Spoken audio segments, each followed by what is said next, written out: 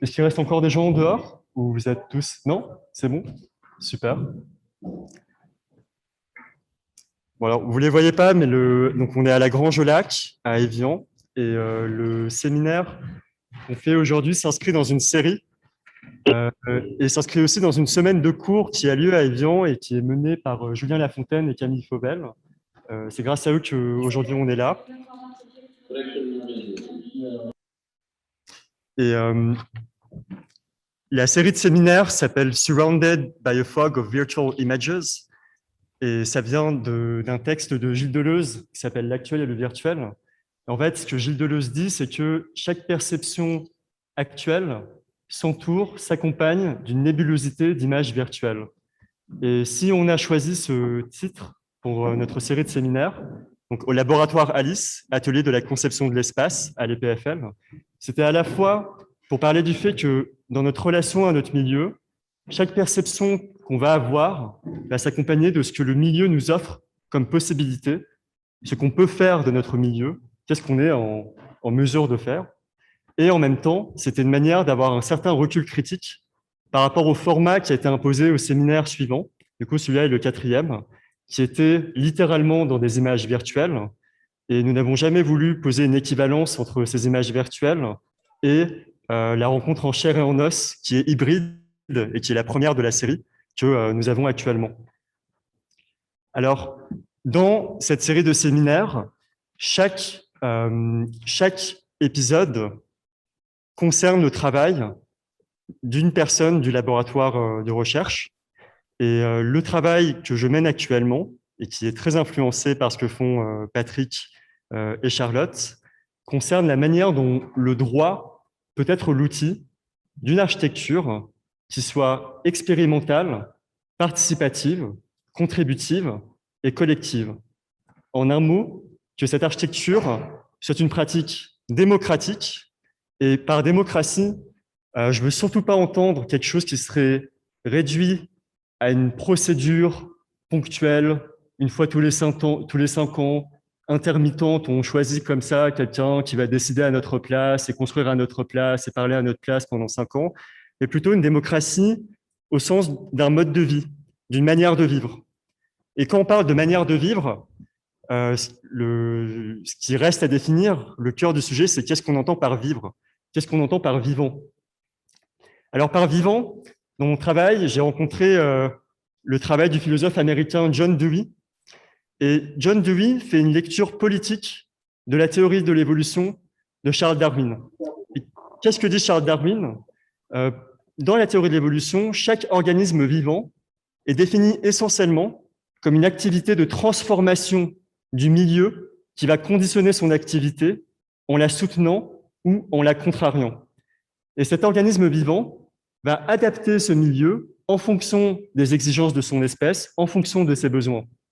Alors, ce que dit John Dewey par rapport à l'espèce humaine, à ce que l'espèce humaine aurait peut-être de spécifique, c'est que pour que l'espèce humaine puisse transformer son milieu en fonction de ses propres besoins, pour qu'elle puisse rendre ce milieu plus vivable, elle doit passer par la construction d'une intelligence collective. C'est en construisant une intelligence collective que l'espèce humaine, face au problème qui va s'offrir, face au problème auquel l'espèce humaine va faire face en tant que communauté, pour résoudre ces problèmes-là, elle construit une intelligence collective. Cette intelligence collective lui permet de mener des expérimentations, et c'est par ces expérimentations, c'est par ce rapport engagé avec le milieu que l'espèce humaine parvient à transformer son milieu et à se l'approprier. Et en fait, cette définition du vivant et de l'espèce humaine pour John Dewey va lui permettre de redéfinir complètement ce qu'on peut entendre par démocratie. Par démocratie, il va donc s'agir de cette activité collective, expérimentale et participative dans laquelle on délibère ensemble sur les moyens et sur les fins qu'on se propose en tant que communauté. Alors, dans le cadre dans cette vision de la démocratie, le droit a une place qui doit soutenir cette démocratie, qui doit rendre possible l'expérimentation, qui doit rendre possible une activité collective. Alors, le droit et l'architecture, ici, font partie de l'organisation de la vie collective, c'est-à-dire qu'ils vont conditionner la vie collective. La démocratie va être le principe conducteur de l'organisation de la vie collective, et le droit est quelque chose qui est immanent à la vie collective, au sens où il ne peut pas y avoir de communauté sans définition de règles, de lois et de normes, tandis que l'architecture elle-même va transformer le milieu et conditionner notre activité. Alors, il faut aussi que ce droit puisse accompagner l'évolution de nos modes de vie et qui ne soit pas prohibitif, qui puisse vraiment, comme dirait Patrick Bouchain, être une loi vivante qui rende possible l'expérimentation et qui se confronte à l'évolution des modes de vie et qui évolue avec ces modes de vie-là. Enfin, le droit, la loi est matérialisée par l'architecture. C'est-à-dire que pour définir une frontière, pour définir les contours d'une propriété, qu'elle soit d'usage, qu'elle soit lucrative, qu'elle soit mobilière ou immobilière, qu'elle soit foncière, la loi est matérialisée par l'architecture. Et dans ce cadre-là, il faudrait que le droit, il faudrait que l'organisation du milieu, du coup, soit une pratique éminemment démocratique qui soutienne notre participation personnelle et notre responsabilité. Alors, aujourd'hui, il semble que ce ne soit pas vraiment le cas. C'est-à-dire que la loi, le législateur s'est beaucoup méfié de la liberté que la loi pouvait accorder. La loi a tendance à devenir de plus en plus une juxtaposition de normes très contraignantes qui entravent cette capacité à l'expérimentation. Il y a du coup une grande méfiance qui est, comment dire, dans l'esprit de la loi même. Et en même temps, nous sommes aussi confrontés à la violence d'un monde, d'un cadre qui a été pensé sans nous, qui est le plus souvent pensé sans nous. Nous arrivons souvent à la fin du processus architectural et le milieu se construit et est fait sans nous. Alors, en essayant de comprendre en essayant de comprendre une raison, pourquoi on était dans cette situation-là, mon travail m'a amené à m'intéresser au néolibéralisme. Alors, qu'est-ce que c'est que le néolibéralisme ? Ce n'est pas du tout la seule raison et le seul facteur qui explique la situation que je viens de décrire, mais c'est quelque chose, je crois, qui donne une très bonne clé de lecture pour comprendre la situation actuelle dans laquelle on est. Alors, le néolibéralisme, qu'est-ce que c'est ? C'est une doctrine qui est née officiellement en 1938 à Paris, lors du colloque Walter Lippmann. Et en fait, le néolibéralisme est un discours politique sur le vivant et sur la vie. C'est un gouvernement de la vie et du vivant. Et ce gouvernement va s'appuyer sur une politique environnementale pour être menée à bien et a une influence qui est considérable jusqu'à aujourd'hui et jusqu'à la manière dont nous sommes gouvernés aujourd'hui même en ces temps de maladie.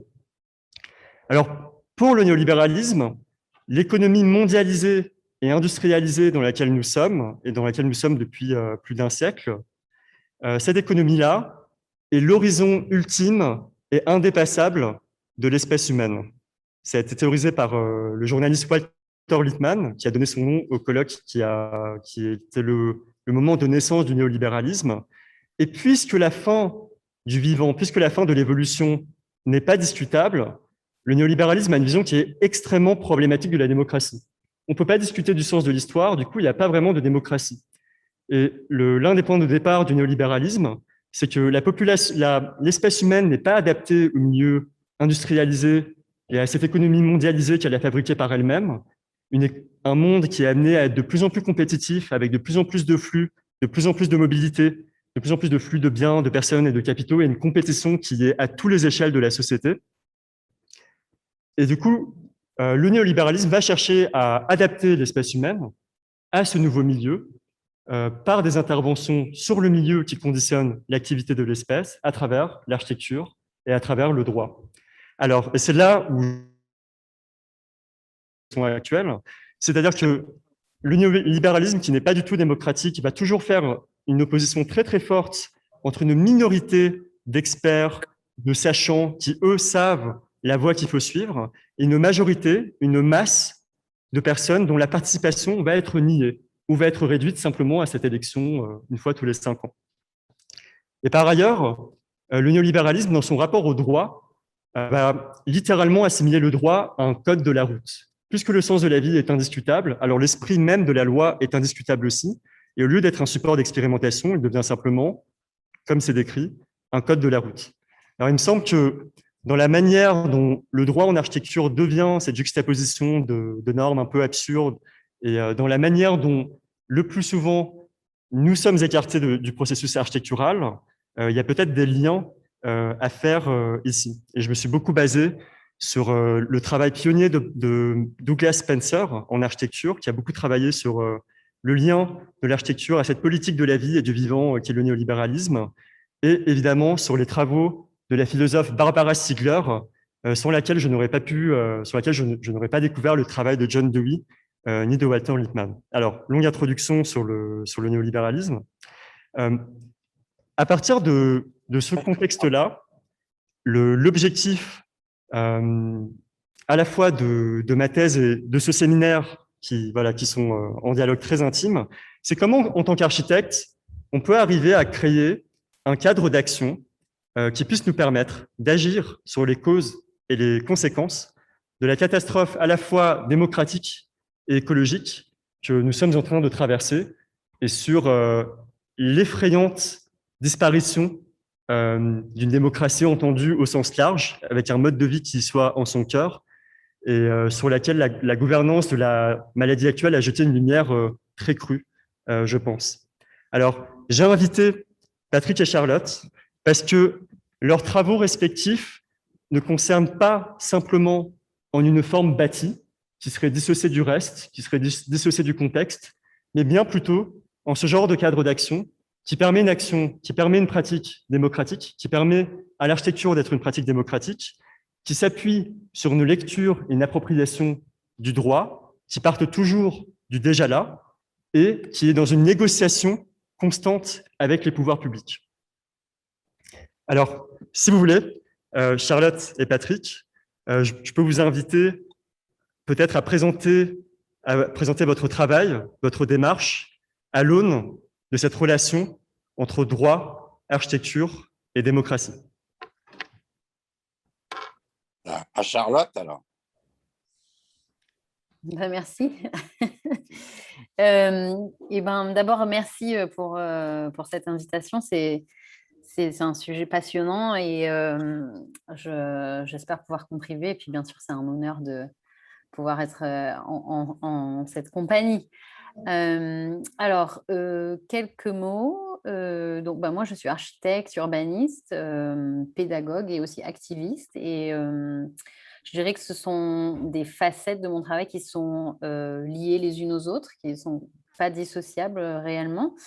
Et pour reprendre les mots de Nagy, qui sont aussi dictés, un travail qui est dicté par un sentiment d'urgence, on pourrait même dire une angoisse, au vu de l'état de notre monde et de nos démocraties également. Je dirais ce sentiment d'urgence éclaire aussi ce que je définis comme ma pensée critique, qui est mise en œuvre en suivant des formes d'action variées. Donc, je travaille aussi à redéfinir quelle est l'idée de la pratique, donc à dynamiter son aspect, disons, traditionnel.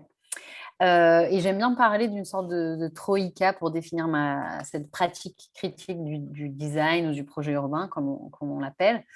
Résistance, pertinence et résilience. Et j'expliquerai à certains moments dans la conversation comment ça se matérialise. Donc, j'entends l'urbanisme ou le projet urbain, comme on veut traduire ce qu'on définit comme urban design, comme une discipline qui est capable de se redéfinir. Et c'est intéressant que ça soit une discipline qui a une définition pas très... qui est toujours un petit peu discutée depuis sa création à la conférence de Harvard dans les années 50. Donc, c'est cette redéfinition, cette capacité de se redéfinir est quelque chose de particulièrement important dans ma manière de la pratiquer. Je dirais que c'est une sorte de réactivité qui est peut-être le plus grand atout dans les professions qui planifient, des architectes ou des urbanistes, en ce qu'elle permet d'élargir le champ d'action et les manières de pratiquer. Donc, j'insiste sur cette redéfinition de la pratique, et c'est là que je vois cette relation de l'architecture au droit et à la démocratie que Nagy explore. Dans mon travail, je m'intéresse beaucoup aux questions des ressources et de l'empreinte environnementale de l'architecture, qui est souvent laissée un peu de côté. Aussi aux questions économiques et de gouvernance ou de gouvernementalité. Sujets, et peut-être que j'en discuterai un petit peu plus après, qui sont ancrés, ou disons qui font partie de ma thèse, qui est donc en fait une analyse de l'économie politique des systèmes alimentaires, le blé en particulier, et leurs effets sur l'environnement bâti, en regardant à l'Égypte en particulier. Donc, c'est un travail qui vise à identifier la manière dont les produits de base affectent l'environnement bâti d'un point de vue architectural, urbain et territorial. Et surtout, en fait, peut-être la question la plus importante, qui cherche à mettre en évidence les mécanismes qui produisent et qui façonnent l'espace. Et c'est cette compréhension de l'espace qui est donc fondée sur ce concept un peu vieux jeu d'économie politique, qui a façonné ma recherche, ma pédagogie et cette pratique stratégique de l'urbanisme. Donc, pour mémoire, il s'agit d'appliquer l'étude de la production économique, l'offre et la demande, et les relations avec les lois et les usages, le gouvernement, la distribution des richesses et la richesse des nations vis-à-vis de l'espace, de l'architecture, de l'espace urbain et du territoire. Donc, il s'agit de considérer l'architecture comme le produit de ces systèmes politiques, économiques, sociaux et matériaux, et jamais comme une sorte d'objet formel dépourvu de sens qui vient se poser de manière abstraite. Et puis surtout, en fait, peut-être que la partie la plus caractéristique de mon travail, c'est d'utiliser tous ces outils, donc quand je parle des systèmes politiques, économiques et sociaux, pour répondre aux défis auxquels nous sommes confrontés, donc en allier compétences critiques et outils de conception pour les relever. Voilà, donc je pense que ça donne un petit peu une idée. Après, pour ma vie, mon œuvre, il y a des sites internet qui vous diront tout ça, et c'est peut-être pas le plus intéressant en ce moment. Donc voilà, pour moi. Bon, bah écoute, je pense que tu me donnes la parole alors, Charles. Voilà. Non, pour moi, c'est en effet, comme c'est d'une autre époque, d'un autre âge, j'ai arrêté mes études en considérant que voilà, je n'étais pas sur la bonne voie, et que peut-être là, ce que je comprends était une place de traducteur ou de médiateur, comme si on pourrait dire que par la massification ou par l'importance ou par la spécialisation, le métier d'architecte n'avait plus lieu d'être, et peut-être qu'il fallait être un interlocuteur qui allait traduire la commande.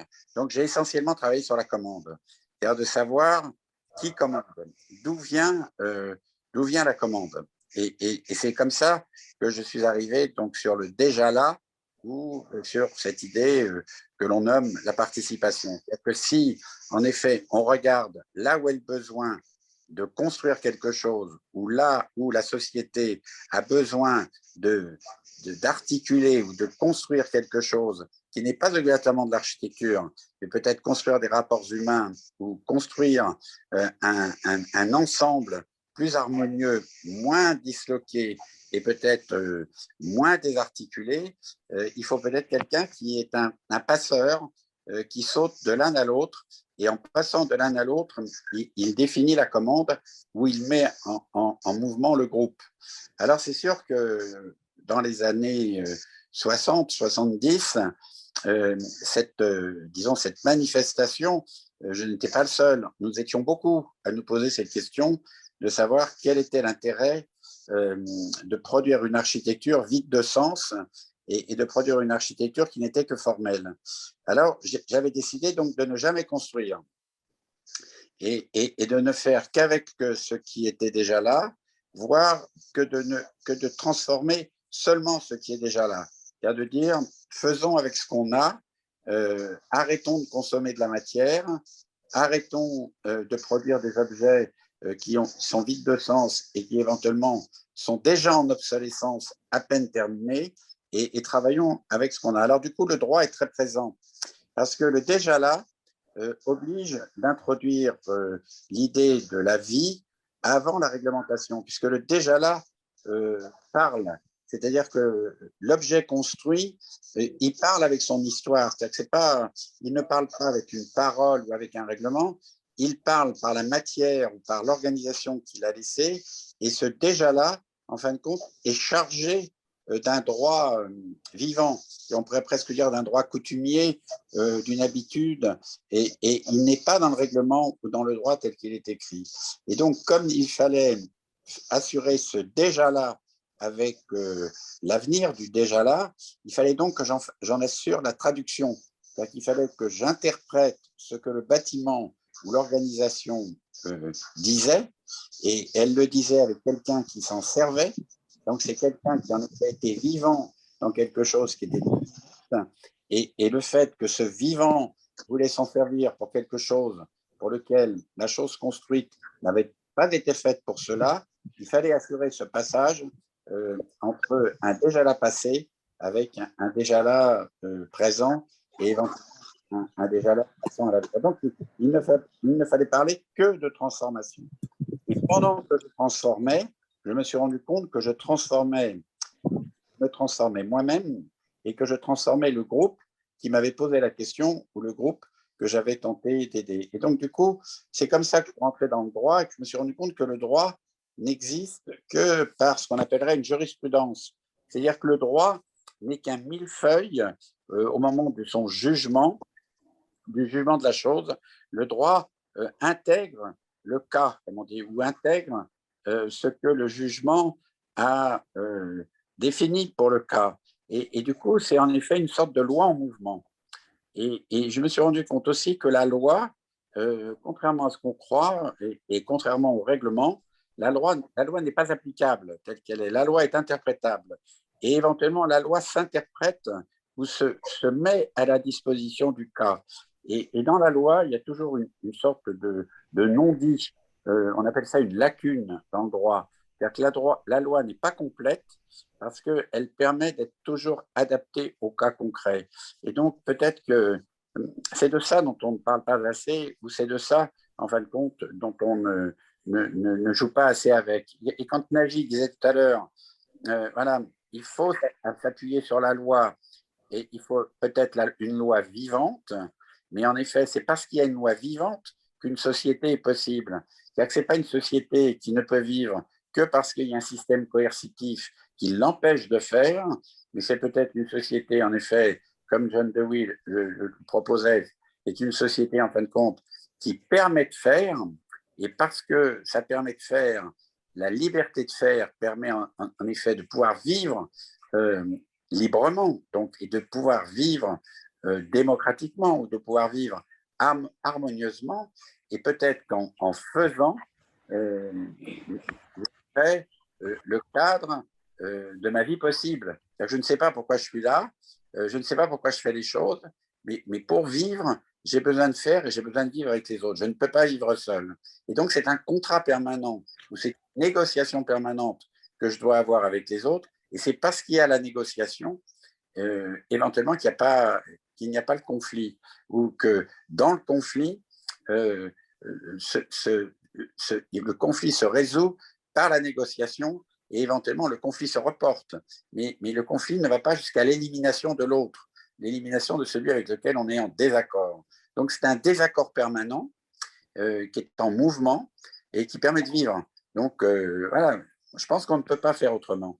C'est un état, vous voyez, c'est comme voilà, respirer ou se nourrir. C'est un impulse nécessaire à la vie, que cette volonté de la liberté, cette volonté de faire, cette volonté de prendre part à la chose commune et de ne pas subir la chose commune. Et en effet, aujourd'hui, la société nous a tellement spécialisés que nous n'avons plus la force ou l'envie ou même on pense qu'on n'a même pas l'autorisation de le faire, alors qu'on est encore dans des systèmes démocratiques permettant de le faire. Et si on ne s'en sert pas, on nous supprimera cette liberté de faire, et on nous dira même, en fin de compte, la démocratie, vous n'en vouliez pas, puisque vous ne vous en êtes pas servi, et donc le système autoritaire, c'est ce que vous voulez vraiment. Vous voulez être des consommateurs sous un système autoritaire, parce que, en fin de compte, on s'occupe de vous. Voilà. Et donc, c'est pour ça que, y compris dans ce que Nagy a dit tout à l'heure, l'architecture, elle est la matérialisation de la forme sociale ou de la vie sociale, elle est la matérialisation donc de la loi. Et d'ailleurs, quand on fait des fouilles archéologiques, on voit bien que le peu qu'il reste de l'architecture ou le peu qu'il reste des traces humaines sur un territoire, c'est en général ce peu de traces, tout de suite, révèle le système d'organisation du groupe humain qui a vécu en laissant ses traces. Donc, comme quoi, notre architecture est l'expression de notre société. Alors, voilà, promenez-vous et à chaque fois que vous rencontrez un immeuble, une ville ou une infrastructure qui se construit, qui se détruit très souvent parce qu'elle ne marche pas et qui se remplace par une autre qui ne marchera pas mieux, posez-vous la question, mais qui a produit cette commande? D'où vient cette commande? Est-ce qu'elle n'est que réglementaire et donc détachée de la vie, ou est-ce qu'elle est l'expression de la vie? Et vous verrez que jamais on a produit un environnement aussi consommateur, aussi destructeur et aussi peu harmonieux et aussi peu équilibré pour la vie des hommes. Donc, en gros, je ne suis pas architecte. Voilà. Et donc, très souvent, les gens ont dit, mais de toute façon, ce qu'il fait est toujours différent. Il n'a pas de colonne vertébrale, il n'a pas de ligne, il n'a pas un modèle. Vous voyez, il y avait toujours ce mot qui était utilisé. Et je faisais exprès, en effet, que chaque construction ou que chaque organisation produise justement quelque chose de très différent qui me surprenne moi-même et qui, éventuellement, ne m'appartiennent pas. J'en suis un des auteurs, mais ça ne m'appartient pas comme étant voilà, l'œuvre ou mon œuvre, mais ça m'appartient comme un acte dans lequel j'ai pris part et qui a produit peut-être quelque chose qui ne me ressemble pas ou qui ne me ressemble pas seulement. Donc c'est très particulier. Est-ce que c'est de l'architecture? Est-ce qu'on devrait faire de l'architecture comme ça? Et très souvent, et faites l'essai vous-même, au cours d'une réunion et autres, demandez aux gens ou à vos amis quelles sont les architectures qu'ils aiment ou quelles sont les architectures dans lesquelles ils se reconnaîtraient. Et bien, très souvent, vous avez des architectures vernaculaires sans architecte, et donc des choses qui ont été faites par des communautés qui ont construit de manière vernaculaire en utilisant les matériaux et les savoir-faire locaux, qui sont des savoir-faire communautaires. Et très souvent, les gens nommeront des architectures autoritaires, comme des architectures peut-être monarchiques, militaires, républicaines, et rarement les gens nommeront une architecture contemporaine démocratique. Comme quoi, il n'y a peut-être pas une architecture encore démocratique. Très rarement. C'est très, très rare. Ça sera éventuellement une école, une gare. C'est-à-dire que c'est une architecture commune d'un service commun ou d'un service public, et c'est rarement une architecture de vie. Le logement social est rarement considéré comme une architecture démocratique. Voilà, mon cher Nagy, difficile de faire ça de loin. Difficile, c'est un discours qui est plus facilement à tenir quand on se voit, parce que voilà, le regard, la matière, le contexte aide à la communication. Et là, le fait qu'on soit dans des contextes tous différents, Charlotte, le mien, celui de Nagy et vous, ne permet pas facilement cette osmose que pourrait créer donc une parole commune. Ouais, complètement. Moi, je voulais peut-être rebondir sur deux choses. Là, à la toute fin, Patrick, tu as parlé du logement social. Logement social, je crois que c'est environ un Français sur cinq qui habite dans le logement social et qui n'a pas le droit de le toucher, pas le droit de se l'approprier. Les logements sont conçus vraiment en masse, on conçoit pour une masse d'habitants qui n'ont aucune capacité à laisser une trace en fait dans leur habitation. Donc il y a déjà, en fait, il y avait déjà deux axes dont j'avais envie de discuter. C'était comment en fait on réintroduit la vie dans le logement social par le droit, qu'on en fasse quelque chose qui ne soit pas uniquement réglementaire, comme c'est souvent le cas en France, et qu'on puisse l'étendre. Et en fait, comment ces questions-là se croisent avec des questions justement de droit d'usage. Donc, quand Patrick parlait du déjà là et de la coutume, des choses qui ne sont pas explicitement définies au préalable dans le droit, mais des choses qui se font et qui finissent par informer la loi. Donc ça, c'est une première chose. Ensuite, il y avait, dans ce qui a été dit avant, et je rebondis aussi sur ce que Charlotte a dit par rapport à son propre travail. En ce moment, Charlotte, tu travailles sur... Oula, ça c'est mon portable. Désolé, je suis...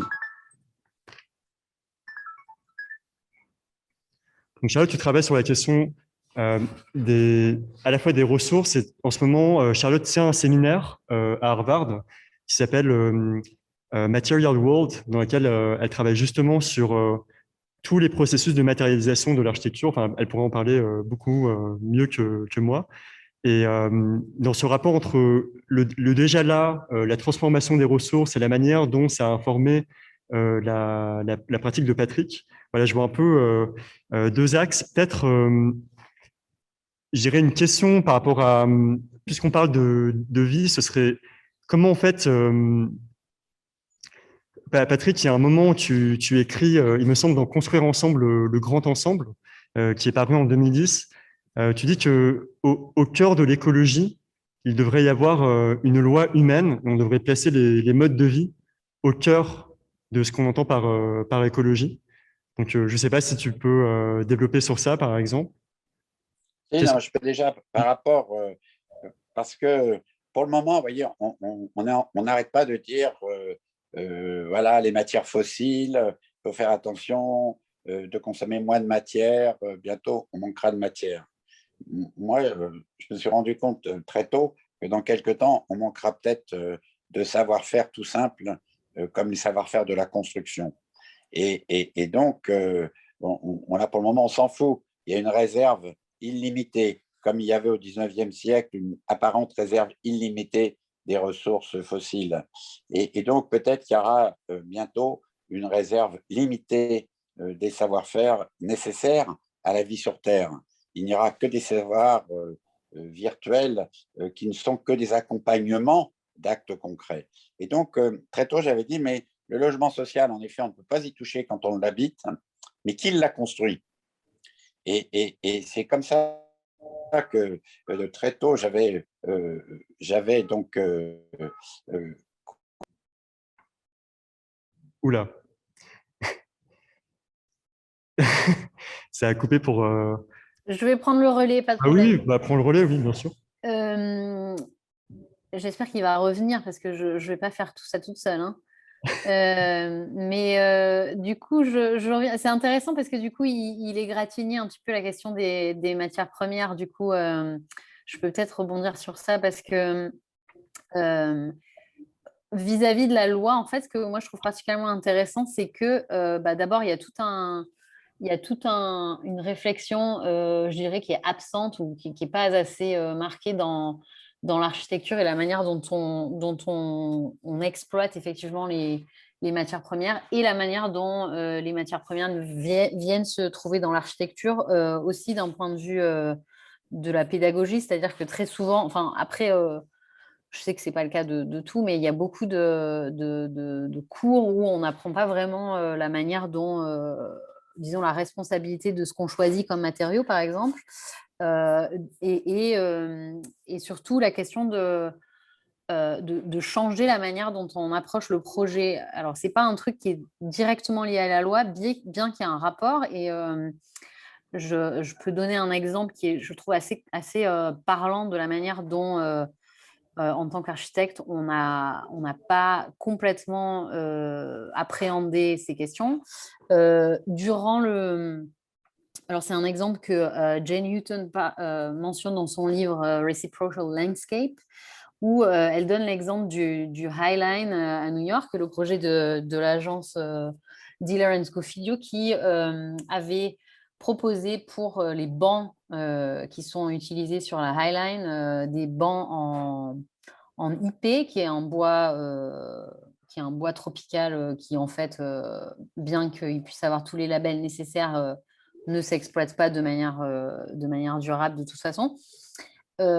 quand la première ligne a été terminée, enfin, quand la première phase du Highline a été terminée, il y a eu des associations de défense de l'environnement de New York qui ont comment dirais-je, mise en lumière et protester contre cette utilisation de ce bois. Et du coup, pour la deuxième phase, ils ont utilisé des poutres qui avaient été endommagées par l'ouragan Sandy, qui étaient ce qu'on appelle des border walk, donc qui étaient des espèces de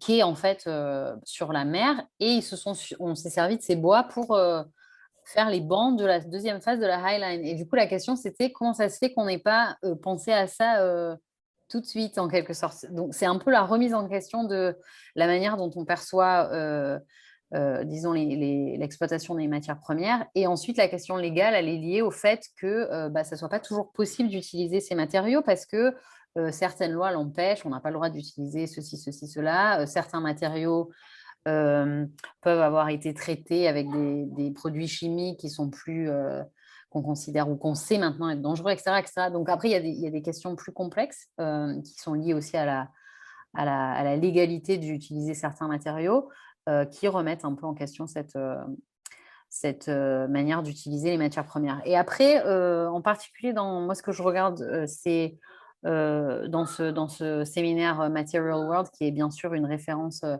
à une chanson très connue, mais qui aussi pointe à un manque de familiarité qu'on puisse avoir avec ces matériaux. C'est-à-dire que quand on fait des choix de détails, par exemple, en tant qu'architecte, on n'a pas tout de suite, on n'est pas équipé forcément pour savoir quelles sont les conséquences. Donc, du coup, moi, je regardais un peu d'abord tout ce qui était exploitation minière, bien évidemment, puisque c'est le premier tout ce qui est la manière dont on extrait ou dont on extrait, puis ensuite dont on déplace et remplace les matières premières. Et du coup, il y a un livre que je recommande qui est exceptionnel pour ça, qui est le livre de Martín Arboleda, qui parle en fait de la manière dont ce nouveau néolibéralisme exploitatif est en fait une forme de néocolonialisme en fait, de ces modes d'économie d'extraction des matières premières. Il considère que c'est une nouvelle forme d'impérialisme aussi. Et en fait, il a un petit chapitre qui n'est pas très très long, mais qui parle des contentieux et de la légalité comme outil de résistance à cette forme d'exploitation. Et il donne en exemple des listes en fait de groupes, comment dirais-je, d'habitants locaux, de résidents ou de personnes qui sont directement affectés par ces pratiques et qui se sont lancés dans des procédures légales très poussées, qui ont utilisé tous les mécanismes juridiques pour porter des cas devant les tribunaux nationaux et internationaux pour remettre en question les pratiques et montrer que ça a l'aspect destructif en fait de ces matières premières et de la manière dont elles sont extraites. Donc, ici, on pourrait dire que donc la question du lien entre l'architecture, la loi et la démocratie sont, comment dirais-je, agencées de manière critique et puis peuvent être aussi utiles dans la manière dont elles sont, selon comment elles sont déployées pour critiquer justement cette manière d'exploiter. Moi, je me demandais, quand tu dis que la question des matières premières est invisibilisée, en fait, dans ton séminaire, tu parles justement de cette forme d'extractivisme néocolonial, néolibéral. Mais en fait, de manière générale, les populations, à la fois qui vont construire et les populations qui vont extraire, elles-mêmes sont invisibilisées. Ce sont des populations racisées. Et ça me rappelle ce qu'écrit Françoise Vergès, en fait, sur le continuum colonial, où on a toute une série de populations racisées qui font des tâches qui sont disqualifiées et qui sont invisibilisées. Et en fait, je me demande s'il n'y a pas en fait un espèce de continuum colonial qui touche aussi, qui va au-delà simplement des métiers eux-mêmes, mais aussi ce sur quoi le métier porte. Donc là, en l'occurrence, ça va être par exemple l'extraction des matières premières et la construction aussi. Enfin voilà, c'est... Oui, et Françoise Vergès, elle parle aussi de exhaustion, de l'exploitation et de l'utilisation complète en fait de ces matières premières. Et ce qui est intéressant avec Françoise Vergès, c'est qu'elle fait un lien bien sûr sur la question du féminisme et de qui sont les populations qui justement s'occupent enfin, qui font ce travail extrêmement pénible et qui mettent leur vie en danger en fait en faisant ce genre de pratiques d'exploitation. Donc moi, je trouve très utile la manière dont Françoise Vergès articule ça et effectivement, la question de la colonialité, elle est évidente. Moi, enfin, je trouve ça assez curieux qu'en fait, ça soit aussi peu discuté parce que en fait, c'est très souvent, si on se penche un petit peu sur la manière dont ces matières premières sont exploitées, moi, j'ai fait une recherche vraiment toute petite et vraiment minime sur l'aluminium. Et en fait, il faut pas on passe, je dirais quelques minutes, à extraire un petit peu, la manière dont disons l'histoire de l'exploitation de l'aluminium et la manière dont Alcao, qui est par exemple, la première compagnie minière, d'exploitation de la bauxite, hem, se trouve en fait agencée dans des systèmes d'exploitation néocoloniaux puisqu'elle a commencé à exploiter la bauxite au Suriname, qui était à l'époque une colonie néerlandaise et en fait qui a perpétué ces systèmes. Et après, justement, enfin, ça indique, disons, cette question de la gouvernance et de la gouvernementalité vis-à-vis de la démocratie et du fait qu'en fait, ces compagnies minières, elles sont capables en fait, elles tirent profit de la fragilité des démocraties et de ces questions de gouvernance.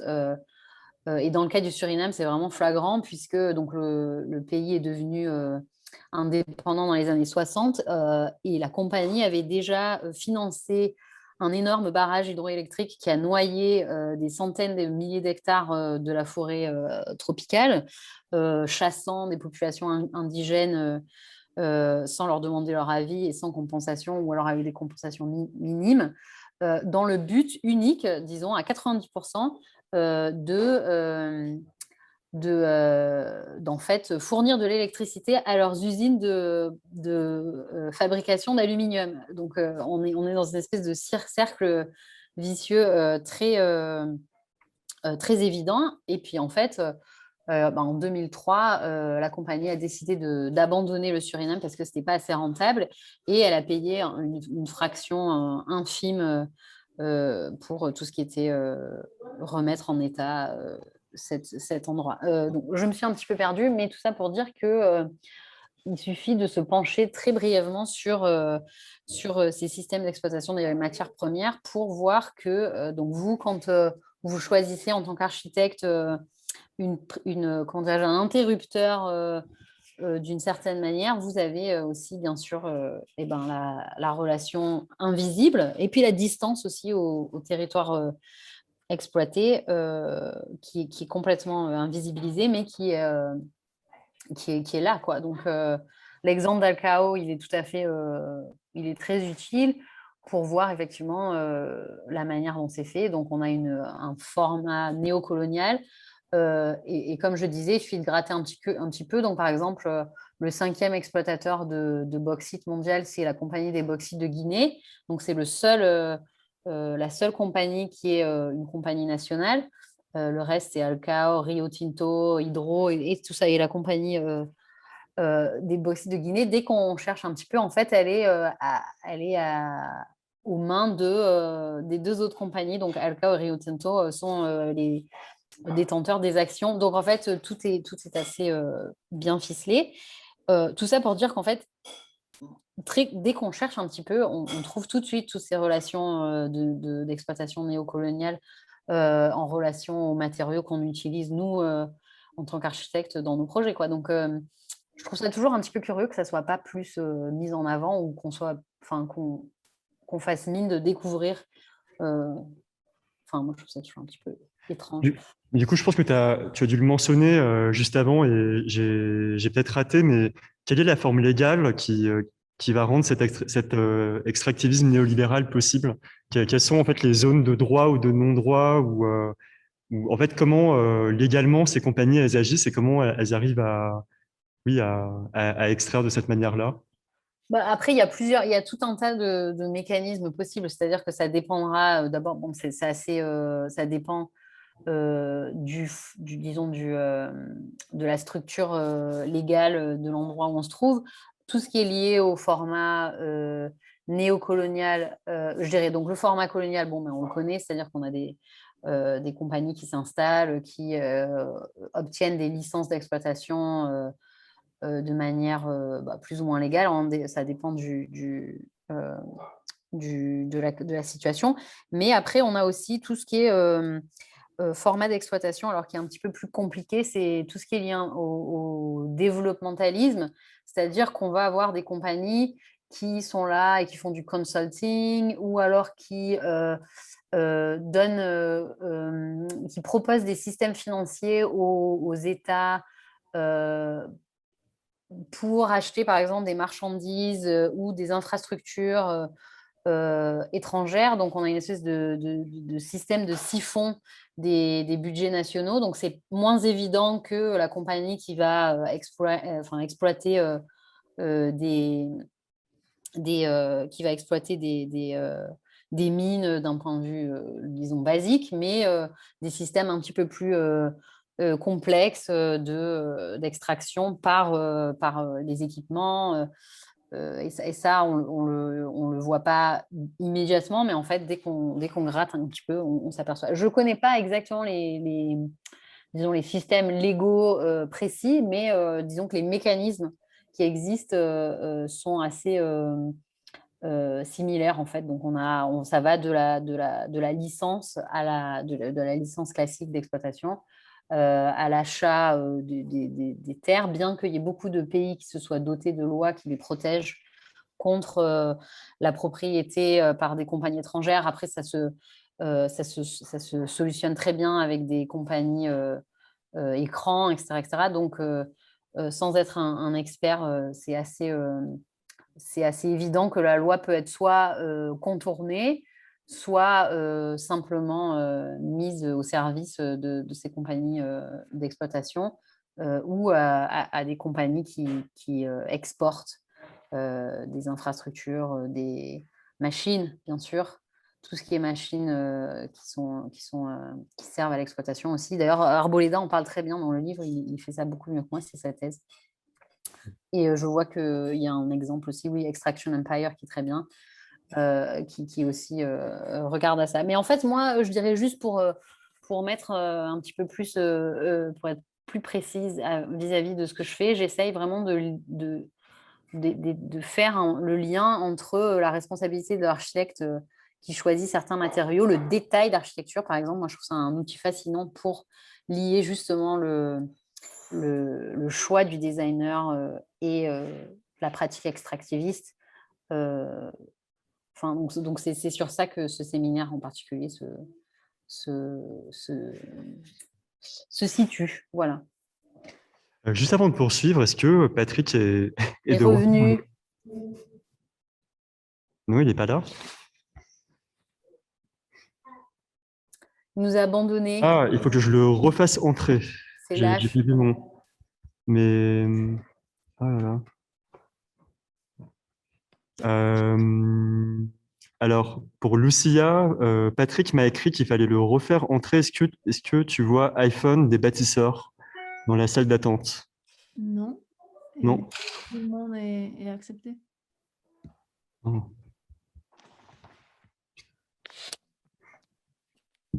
C'est dommage, moi aussi j'avais des questions pour lui. Bah oui, Je voulais savoir comment on faisait pour quand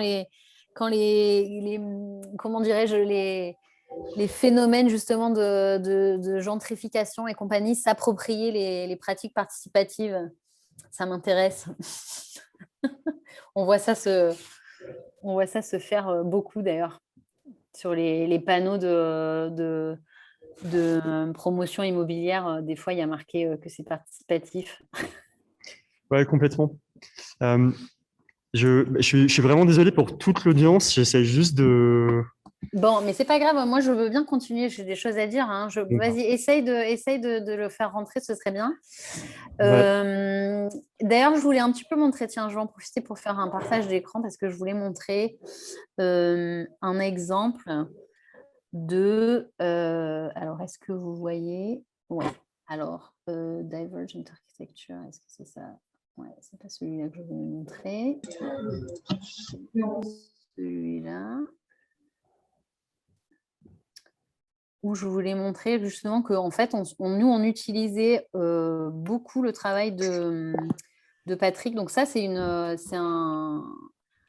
un diagramme analytique du grand ensemble de ce projet qu'il a fait, où en fait, on regardait la manière dont le projet s'était goupillé d'un point de vue de tout ce qui est justement acteur, donc légalité, mais aussi question de propriété, et puis quel était le mécanisme profond en fait de la manière dont ça avait été fait. Et du coup, je voulais montrer ça parce que je voulais montrer la manière dont toutes ces questions légales en fait faisaient partie moi, de ma pédagogie et de la question enfin, la manière dont on pouvait en tant qu'architecte justement avoir une forte sorte de pouvoir en fait sur tout ce qui est question de mécanismes de production spatiale. Donc ça, c'est l'exemple du projet d'Abraken aux Pays-Bas. Et donc, on a regardé la manière dont ça avait été fait. Et puis, du coup, j'en profitais pour donner quelques autres exemples. On regarde aussi les Mietshäuser Syndicate, et donc l'exemple berlinois, donc pour comprendre quels avaient été les mécanismes. Donc, je ne sais pas si vous connaissez le Mietshäuser Syndicate, mais aussi c'est du coup lié à des questions légales. En fait, quelles sont les possibilités qui existent pour produire de l'espace qui ne soit pas, générateur de profit, disons, ou dans un sens disons, fondamentalement capitaliste. Donc là, c'était des questions de coopérative, justement. Donc l'exemple de Patrick, le grand ensemble, et la manière dont on remet en état tout un quartier, etc., et la question participative. Et puis, on avait regardé aussi d'autres exemples, donc l'Antivilla, parce qu'on avait regardé on s'était intéressé aux questions des standards, justement, donc il y a une question légale et liée aux limites et aux restrictions de l'architecture quand on l'applique aux standards climatiques. Donc, l'Antivilla, le projet, il a été validé en partant du principe qu'en fait, il y avait des zones chaudes qui étaient limitées. Et du coup, en fait, c'est une espèce de... Enfin, c'est pas un cheval de Troie, mais c'est une espèce d'arnaque en fait du système légal, quoi. C'est pas du tout... on va pas pouvoir faire ça pour tout, mais du coup, c'était intéressant pour voir comment l'architecte peut proposer avec un projet une nouvelle manière d'interpréter la loi. Donc, du coup, on avait fait la même chose. On avait fait un diagramme analytique pour voir comment ça marchait. Bon, ils ne sont pas tous géniaux. Ça reste un travail pédagogique. Et puis, on s'en est servi comme exemple. Donc, voilà, je voulais montrer ça. Je vois que Nagui a disparu. Toi, tu as disparu, Nagui. Tu es encore là? Bah oui, oui. Plus. Oula. Oui, je suis encore là. Voilà. Donc, du coup, je pouvais montrer ça. Est-ce que Patrick va revenir? Reviendra-t-il? Julien Lafontaine est au téléphone avec Patrick. Oui, il est en contact avec lui. Je suis vraiment désolé pour ça. Je ne sais pas pourquoi ça fait ça, mais peut-être en attendant que Patrick revienne, moi, j'avais aussi d'autres questions par rapport à ton travail en particulier, Charlotte. Du coup, par rapport au droit, il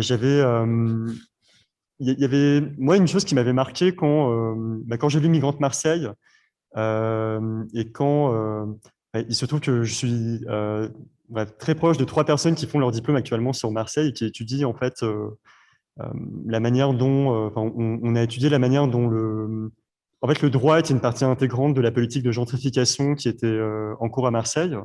Et comment en fait on pouvait avoir, en fait, comment la loi était utilisée par la mairie marseillaise, donc à Marseille, dans laquelle il y a eu les effondrements de 2 immeubles en novembre 2018 et qui était que la partie émergente en fait de l'iceberg d'une gouvernance extrêmement, comment dire, Problématique. problématique, conduite par une recherche de profits assez oligarchiques. Et en fait, on a vu par exemple que je prends quelques exemples, mais le plan local d'urbanisme de Marseille, il est fait d'une telle manière à ce que, en fait, le permis de construire, on ne doit construire des logements sociaux qu'à partir de 120 logements. Donc c'est très facile en fait comment dire, de ne pas construire de logements sociaux parce que la marge est tellement énorme que en fait, c'est un espèce de PLU, de plan local d'urbanisme qui est très laxiste et facile à éviter. Ensuite, il y a aussi il y a une insuffisance qui est dans le droit français, donc c'est la loi, la SRU, Solidarité et Renouvellement Urbain, donc qui impose en fait que 25%, peut-être que je me trompe, mais je crois que c'est 25% de chaque municipalité, enfin 25% du parc de logement de chaque municipalité doit être dédié au logement social. Mais sauf que je crois qu'il n'y a pas d'indication dans la loi sur la répartition géographique de ces logements-là. Du coup, ce qui s'est passé à Marseille, c'est que l'immense majorité des logements sociaux, ils sont tous construits à peu près dans les mêmes endroits, dans les quartiers les plus défavorisés, dans les quartiers nord, tandis que le centre-ville, enfin, il y a une politique explicite d'arrêter de construire des logements sociaux en centre-ville. Et ensuite, il y a l'utilisation qui a pu être très, très abusive et excessive des arrêtés de péril. Donc, les arrêtés de péril, c'est, comment dire, décider, c'est un arrêté de la municipalité où on décide qu'un bâtiment ne peut plus être habité et qu'il est menacé de péril imminent. Et cet arrêté peut accélérer, peut en fait justifier des procédures d'expulsion, donc de populations qui sont souvent précarisées et racisées, et qui va, comment dire, peut donner un feu vert à une démolition pure et simple de bâtiments qui, en fait, pourraient être transformés plutôt que simplement démolis.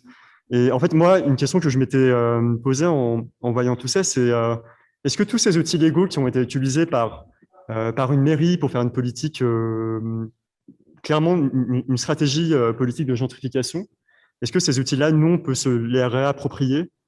Quelle capacité, nous, on peut avoir pour se les réapproprier? Est-ce qu'il y a une manière pour nous, par exemple, je sais pas, de réécrire la loi sur la solidarité, le renouvellement urbain pour que les logements soient répartis de manière plus équilibrée?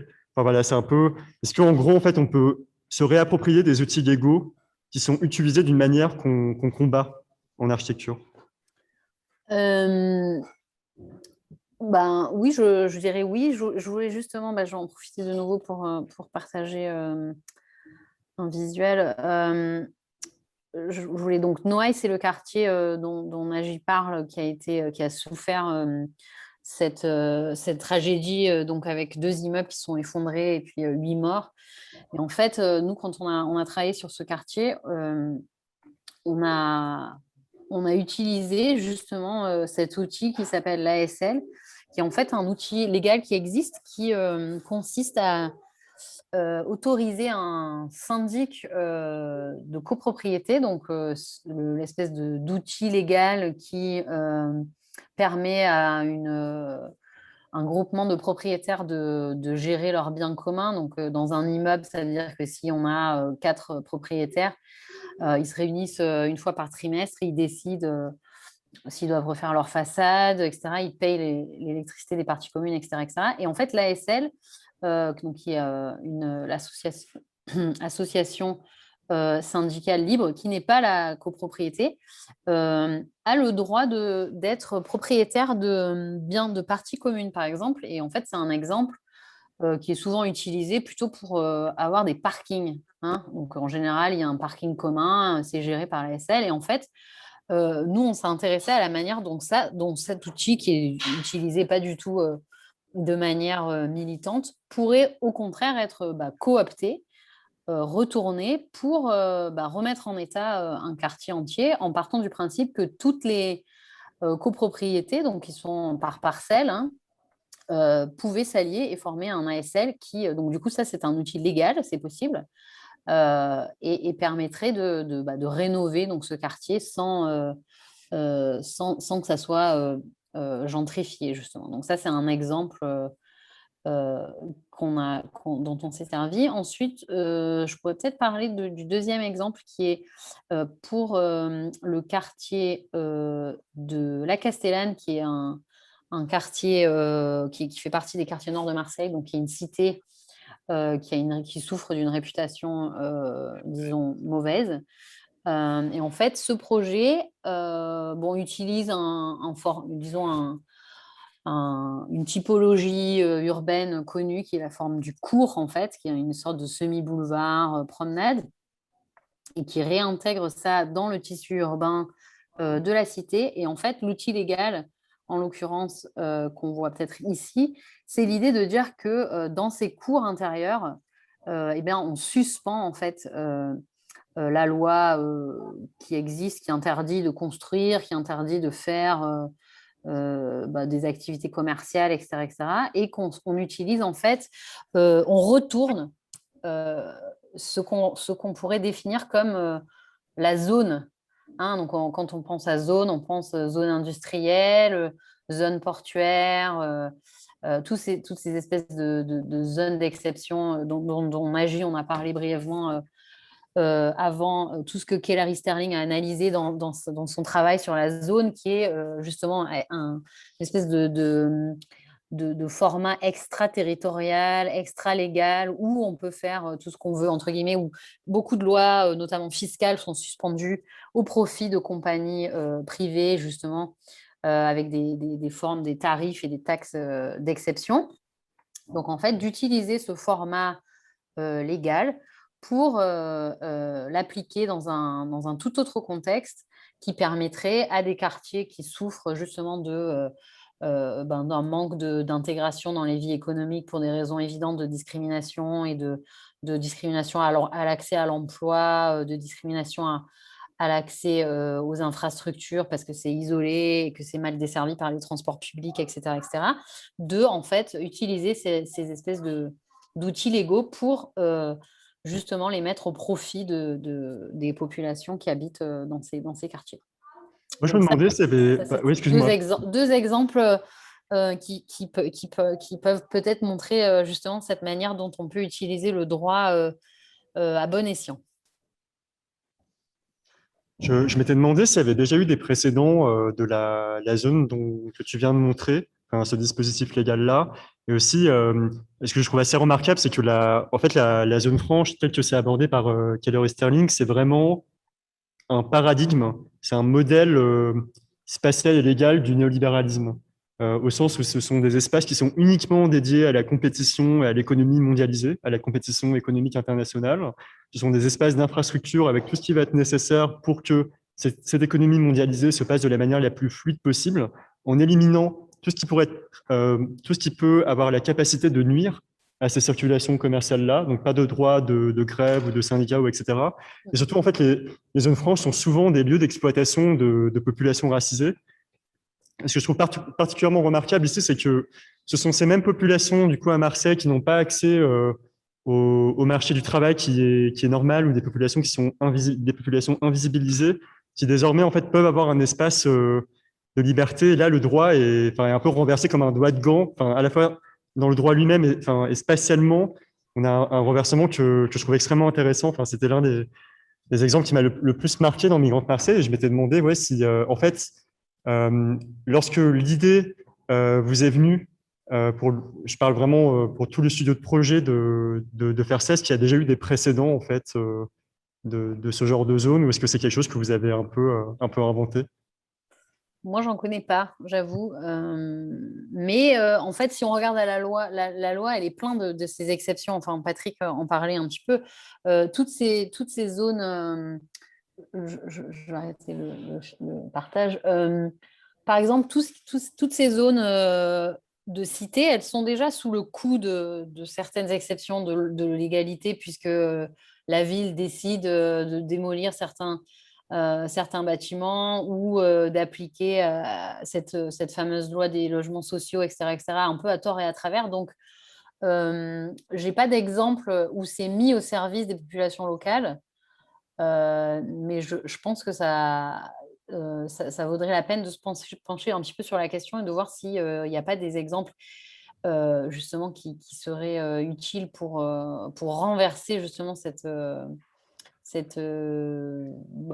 loi, enfin ce format de la zone franche au profit justement de ceux qui sont d'habitude plutôt du mauvais côté de la barrière par rapport à la loi, quoi. Mm. Mais donc, j'ai pas d'exemple concret et je suis je serais particulièrement intéressée si quelqu'un tombe dessus.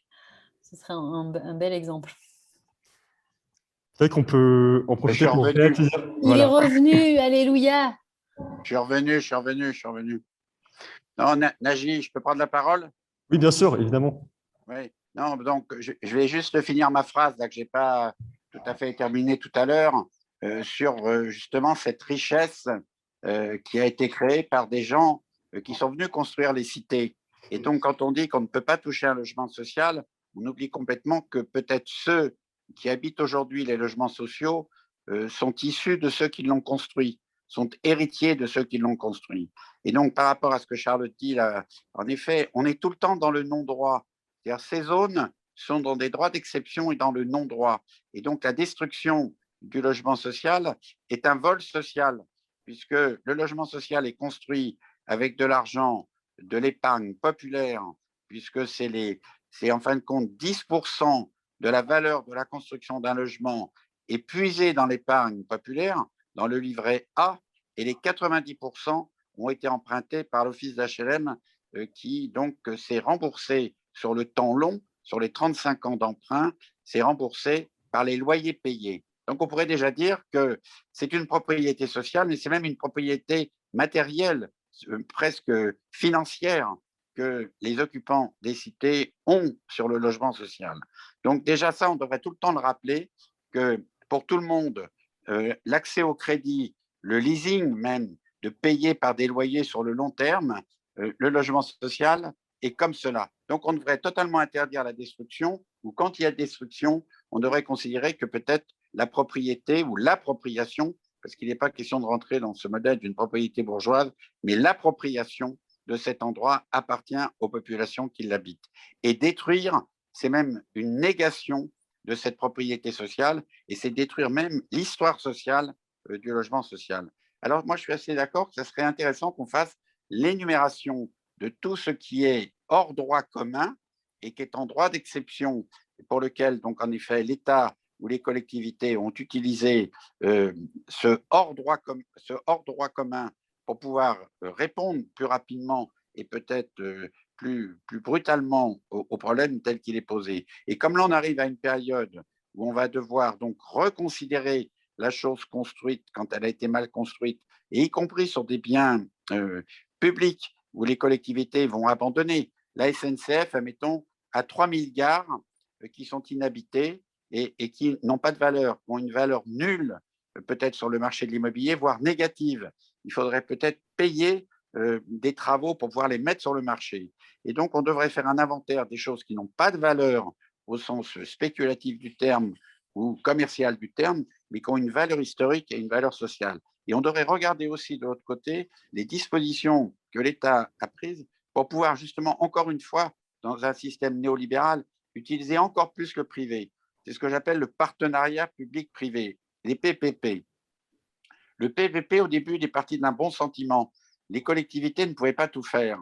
Et donc, elles ont considéré qu'elles devaient faire appel à l'extérieur, donc au privé, pour pouvoir résoudre ces problèmes. Seul le BTP s'est arrogé le PPP pour pouvoir s'arroger toute la commande au travers du PPP. Et moi, je dis tout le temps, on pourrait remplacer un P, le premier P de partenariat, par un parlement public-privé qui réunirait des acteurs activistes, des acteurs qui veulent agir et une propriété publique, puisqu'il y a des choses qui appartiennent à la communauté publique. Et ce Parlement pourrait revendiquer de recevoir, comme tu l'as dit tout à l'heure, nous donnons bien une délégation pour une durée donnée pour qu'on nous représente. Ça n'exclut pas qu'on nous rende en retour une délégation pour agir.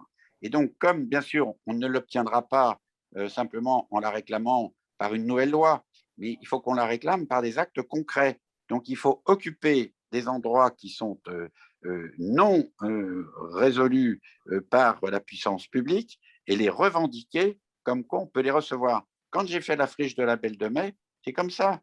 Personne ne voulait traiter la friche de la Belle de Mai. J'ai donc revendiqué de l'aménager en étant moi-même, le collectif qui occupait la friche de la Belle de Mai. On a appelé ça projet culturel, projet urbain, et de dire, peut-on recevoir de la ville de Marseille une délégation d'aménagement d'un quartier populaire très pauvre dans lequel des artistes occupent un bâtiment public, enfin un bâtiment qui était privé et qui est devenu public, la Saïta. Et donc, du coup, par bail amphithéotique, parce que ça existe dans le droit, par un temps long, 45 ans, la ville a remis à une société coopérative qui elle-même est devenue l'aménageur de cette zone sous le contrôle de la collectivité par le règlement et non pas sous un contrôle par quelqu'un qui aurait voilà, revendiqué d'agir à notre place. Et donc le règlement, c'était le règlement, le plan d'occupation des sols ou le PLU de Marseille. Et donc du coup, en créant cette société coopérative, j'ai révélé que j'étais un service d'intérêt économique général. Donc, dans le droit européen, qui des fois supplante le droit national, il y a une disposition libérale, mais qui pourrait se retourner comme libertaire. C'est ça qu'il faut regarder. C'est que le néolibéralisme, il réclame une liberté pour pouvoir agir pour son profit, dans laquelle nous, on pourrait s'infiltrer pour s'en servir à notre profit, au sens d'un profit social. Et donc, le service d'intérêt économique général, il est dit, quand un citoyen a répondu, construit et répondu à un besoin qu'une population attendait et pour laquelle la collectivité publique n'avait pas répondu à cette demande, alors a posteriori, il peut recevoir ce service, une subvention d'équilibre, voire une subvention d'investissement total. J'ai donc obtenu pour la friche de la Belle de Mai 90% d'argent public au sens d'argent de département, région, État et de la collectivité, qui permettait de dire que ce que l'on avait fait, la collectivité aurait dû le faire, et comme nous l'avions fait, nous pouvions donc être remboursés. Mais comme moi, j'avais un bail amphithéotique, je pouvais donc avoir une caution pour avoir un prêt bancaire qui m'a permis de commencer les travaux et après de me faire rembourser. Donc, c'est ça qui est terrible, c'est qu'on est dans un système où nous, on a les capacités de faire, mais on nous infantilise ou on nous interdit de faire les choses. Et donc, ce qu'il faudrait, c'est redémonter tout le système qui profite au néolibéralisme et de s'apercevoir que dans ça, il y a une possibilité donc de s'y glisser. Et juste pour revenir même au niveau du droit, moi j'ai même obtenu, en m'appuyant sur le droit, donc sur le code civil, comme quoi l'occupation d'un logement social vaut droit d'habitation. Parce que quand vous regardez dans le droit, vous pouvez créer une activité commerciale et être propriétaire d'un bail commercial. Là, vous pouvez prendre un local, un rez-de-chaussée d'immeuble HLM qui n'a pas d'activité, qui n'a pas de valeur et qui éventuellement est muré, vous le démurez, vous l'occupez, vous créez une valeur et cette valeur éventuellement, pas sur le marché en effet spéculatif, mais sur l'autre marché, elle a une valeur sociale qui est une très grande valeur. Et donc, elle peut être cédée peut-être de manière symbolique, mais elle peut être cédée. Il y a une valeur. Donc, on pourrait dire qu'un logement que quelqu'un a occupé, il aurait presque le choix, par son occupation, de trouver la personne qui le remplacera. C'est-à-dire comme si lui-même pouvait avoir ce qu'on appelle un bail glissant. Parce que ça existe aussi, le bail glissant. C'est, vous avez vous-même le bail, mais vous le donnez à quelqu'un. C'est-à-dire que vous le valorisez, vous le donnez à quelqu'un. Tout cela existe. Mais voilà, comme vous posez comme question tout à l'heure, Charlotte, est-ce que c'est exportable? Ben, ça n'est pas exportable parce qu'on ne l'explique pas assez, on ne le montre pas assez. Et peut-être qu'en effet, la période à venir va nous obliger à nous réunir parce qu'une multitude de choses après la pandémie vont arriver. Les plus pauvres vont devenir plus pauvres et les plus pauvres vont être encore plus exclus qu'avant. C'est-à-dire que non seulement ils vont être pauvres financièrement, mais ils vont être pauvres socialement. Et donc, il va y avoir des secteurs entiers de la République qui vont être abandonnés. C'est de cela dont il faut s'emparer et c'est là où il faut agir. Parce qu'il n'y aura personne, à part les marchands de sommeil qui prendront notre place. Mais personne ne viendra, la collectivité publique ne viendra pas là. Donc moi, c'est pas que je ne suis pas inquiet, mais on prend trop de temps peut-être pour raconter ce que l'on fait. On devrait avoir une sorte de récit populaire dans lequel, parce que je peux en raconter, mais des dizaines, que ce soit dans un village, dans un bourg, dans un département d'outre-mer, dans une banlieue parisienne, tout existe et tout est possible. Et donc, je pense qu'il faut peut-être trouver la forme de donner envie à d'autres d'expérimenter sur nos précédentes expériences. C'est tout. Et il faut les donner. Et ça appartient à la puissance publique, ce qu'on fait. Il n'y a pas de copyright, il n'y a pas de. Voilà, c'est public. bon, c'est un peu dur de le dire comme ça, et peut-être dans cette forme-là, en visioconférence, en plus, j'ai été coupé, c'est affreux. Je ne sais même pas, d'ailleurs, là, si j'ai encore, on m'entend. Hein. C'est ça, on t'entend bien. Mais moi, je fais des lectures publiques d'un règlement. C'est-à-dire qu'on a fait des lectures publiques des textes à une époque, y compris des textes religieux. Il y a eu des écoles, il y a des écoles même qui analysent le même texte avec des interprétations différentes. Il y a des théologiens qui ont travaillé. La philosophie du droit, elle a complètement été abandonnée. On a mis le droit de côté, considérant que c'était un outil applicable tel quel, c'est un outil technique, alors qu'en fin de compte, le droit, c'est philosophique. On devrait faire des lectures philosophiques du droit et des lectures même philosophiques de règlements absurdes. On devrait s'en servir comme des outils de reconquête d'un droit humain et non pas d'un droit coercitif.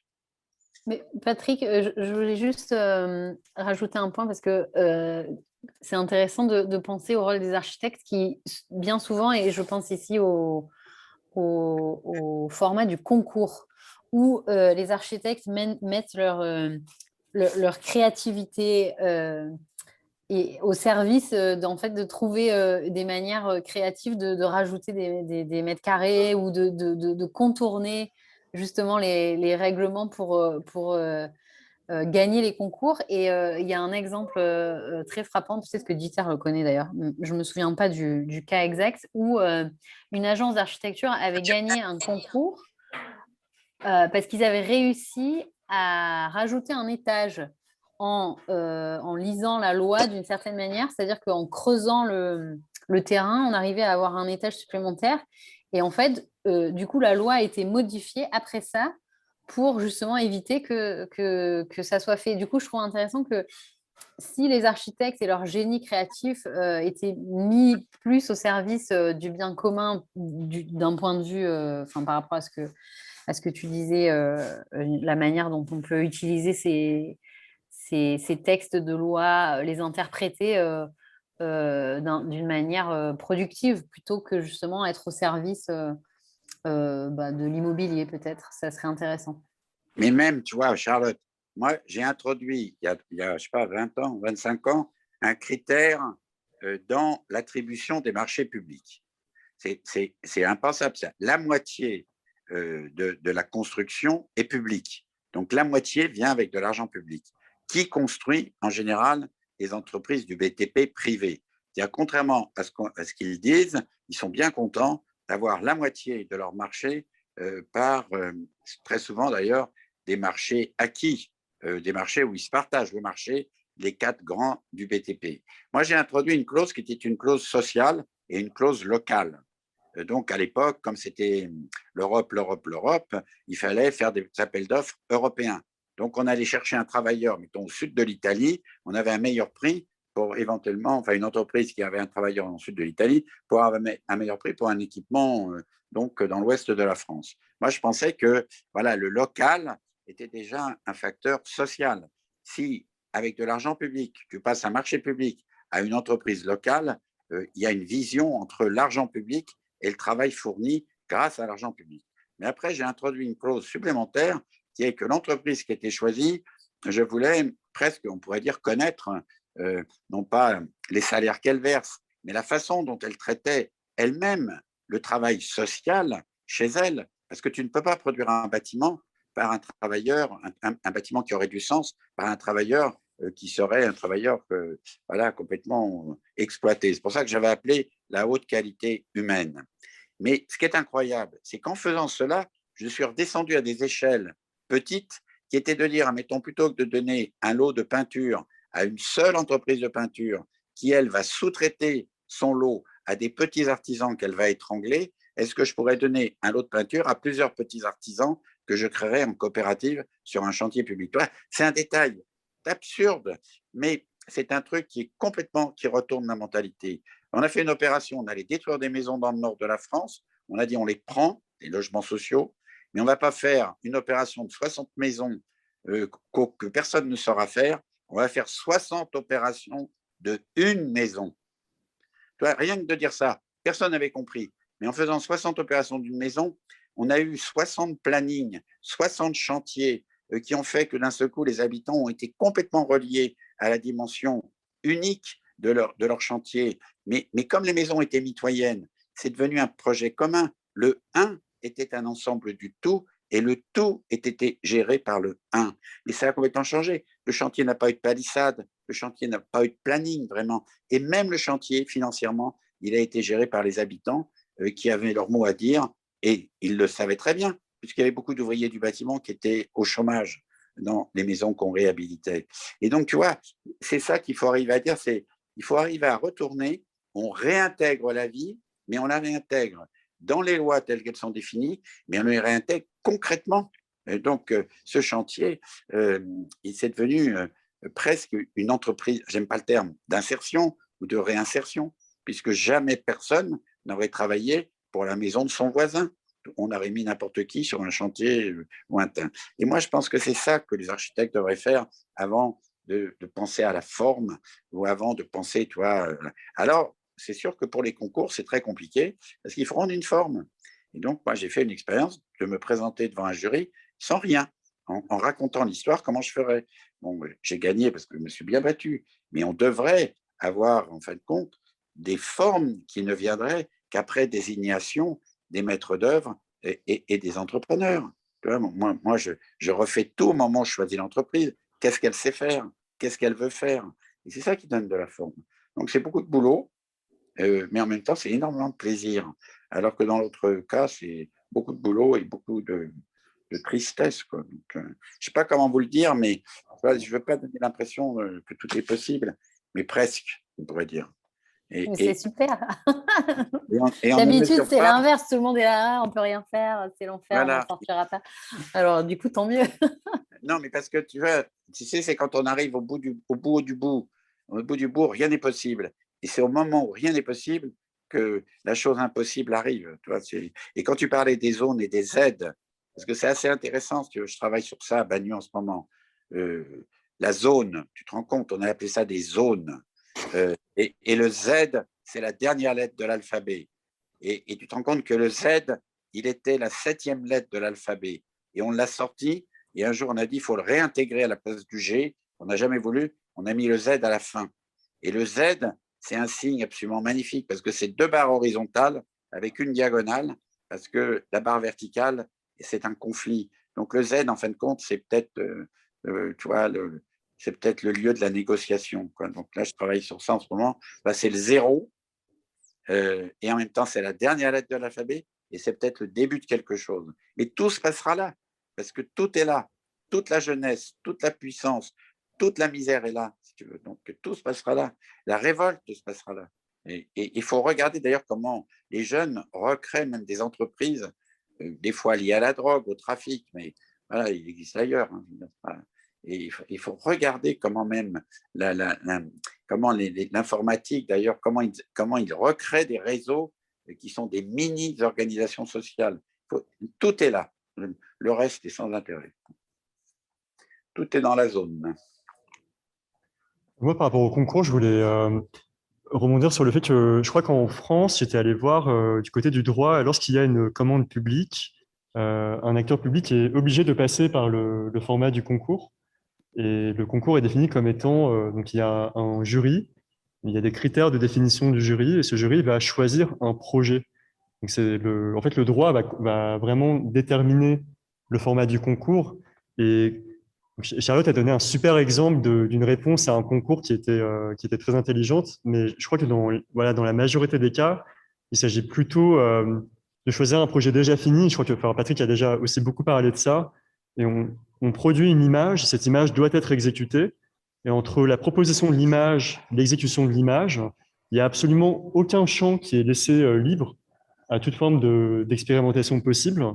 Et en plus, il me semble que le chantier lui-même a été interdit au public, là encore, par le droit, alors qu'auparavant, je ne crois pas que le chantier était toujours interdit au public. Enfin, ça semble être une évidence aujourd'hui, mais ça n'a pas toujours été le cas. Et je me demandais, en fait, s'il y avait une possibilité de peut-être d'intervenir sur ce décret même. Et ça, en fait, ça ouvre à une autre question que je me pose, c'est quelle capacité nous, on a en tant qu'architecte à écrire la loi, à écrire le droit, Je pense à un entretien qui a été mené entre Arnaud Brandel-Huber et Christian Quérez.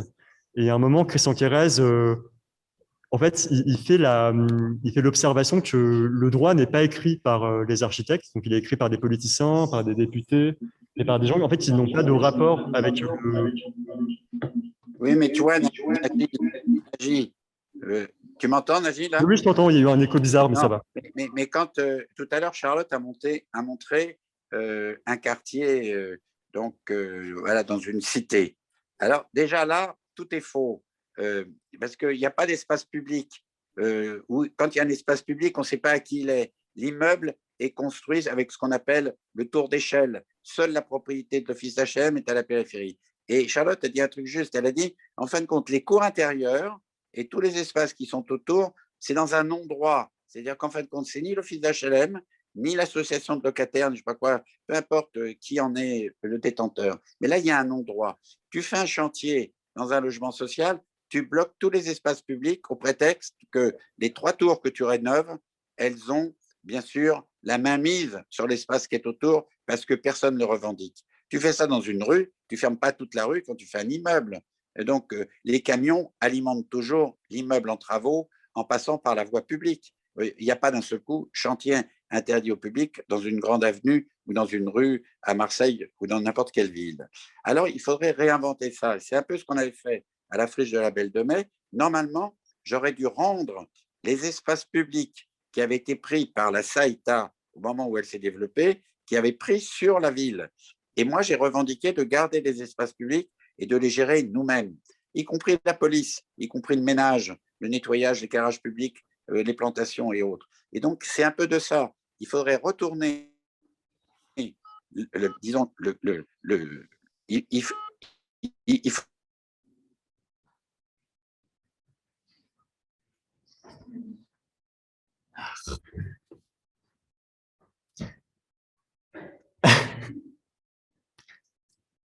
Ah, mon Dieu. Voilà. Donc, il faudrait retourner ça. Moi, je l'ai fait à Blois, mettons. On t'a perdu de redessiner sur une ZUP entièrement tout ce qui est espace non revendiqué.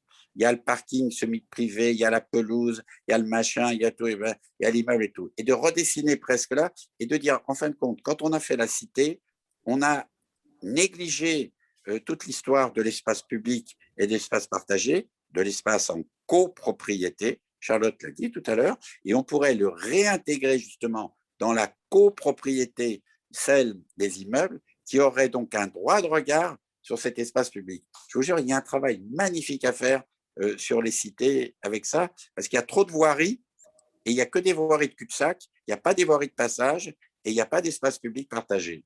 Et donc, on redonnerait les rez-de-chaussée d'immeubles, on redonnerait éventuellement les pelouses ou les voiries au domaine public, et on garderait des espaces rattachés aux copropriétés, on pourrait tout à fait retravailler. Et la perspective que Charlotte montrait tout à l'heure, elle le révèle. C'est la ville moderne, mais on ne se sert pas, non pas de son hors droit, mais peut-être de la zone franche, justement. Moi, je travaillerais sur la zone franche.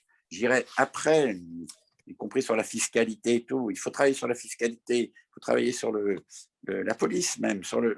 D'ailleurs, la drogue, quand vous regardez dans les quartiers, ils ont compris que ces espaces-là, ils pourraient se les approprier. C'est eux qui font la police, c'est pas la police, parce que justement, c'est pas raccordé au système VR classique. Moi, je pense qu'il y a un travail magnifique à faire sur justement ces quartiers abandonnés. Et comme tu as dit que les concours, mais il n'y a que 25% des constructions qui sont faites par les architectes. Il y en a 75% sans architecte. Il faut aller là. Il faut arrêter de faire des concours pour des médiathèques que personne n'utilise. Il faut aller là où personne ne va. Moi, j'ai fait ça depuis le début. Quand quelqu'un fait la queue pour acheter du pain, moi, je ne mange pas de pain. Moi, j'achète une pomme.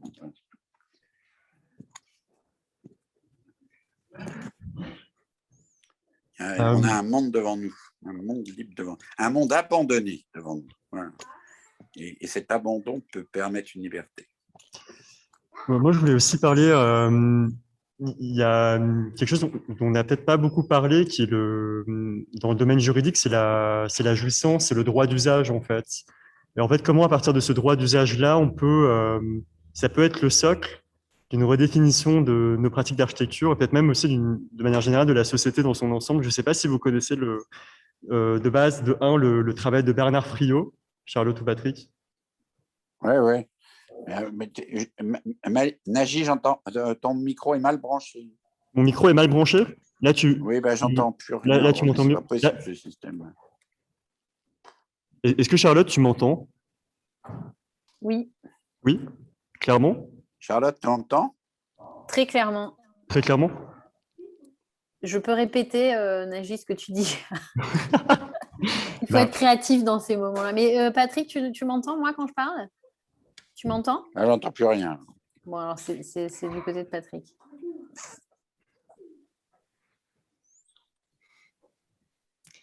Patrick?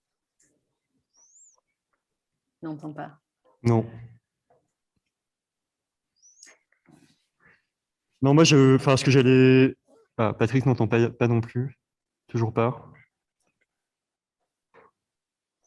Patrick? Ben, moi, j'entends plus rien. Je t'entends pas. Non, mais il faut Moi arrêter. non plus. La prochaine fois, on fait ça. On prend tous le train, on va, je sais pas où, là, à Bourges ou à Troyes, et on se fait sur le bord de la route, quoi. Maintenant, je fais mes rendez-vous dehors. J'ai plus de bureau. Je fais tous mes rendez-vous dehors, même les rendez-vous avec le ministère, avec les conseillers du ministère, tout dehors. Je fais dans les squares maintenant. Je prends les bancs publics. Non, c'est pas possible. J'entends rien, Naji. J'entends rien. Là, je vais écrire un truc dans le chat. Euh, Est-ce que... Ouais, oui, Charlotte, vas-y, je t'en prie. Non, mais c'est juste que du coup, oui, si tu veux le mettre dans le chat, je sais pas si Ouais, s'il va le voir, mais si, peut-être qu'il peut se déconnecter, se reconnecter éventuellement. Je sais pas à quel point c'était compliqué la dernière fois pour qu'il puisse revenir, mais... Ah. C'est là où je comprends Barbara Stiegler, mon idole du moment, qui dit qu'elle a toujours refusé de donner une conférence sur Zoom. Voilà, c'est ça. Ce genre de moments me font comprendre. Alors, ouais, j'écris. enfin, c'est la technologie.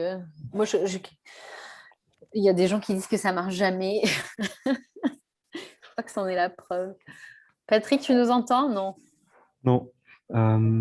Alors.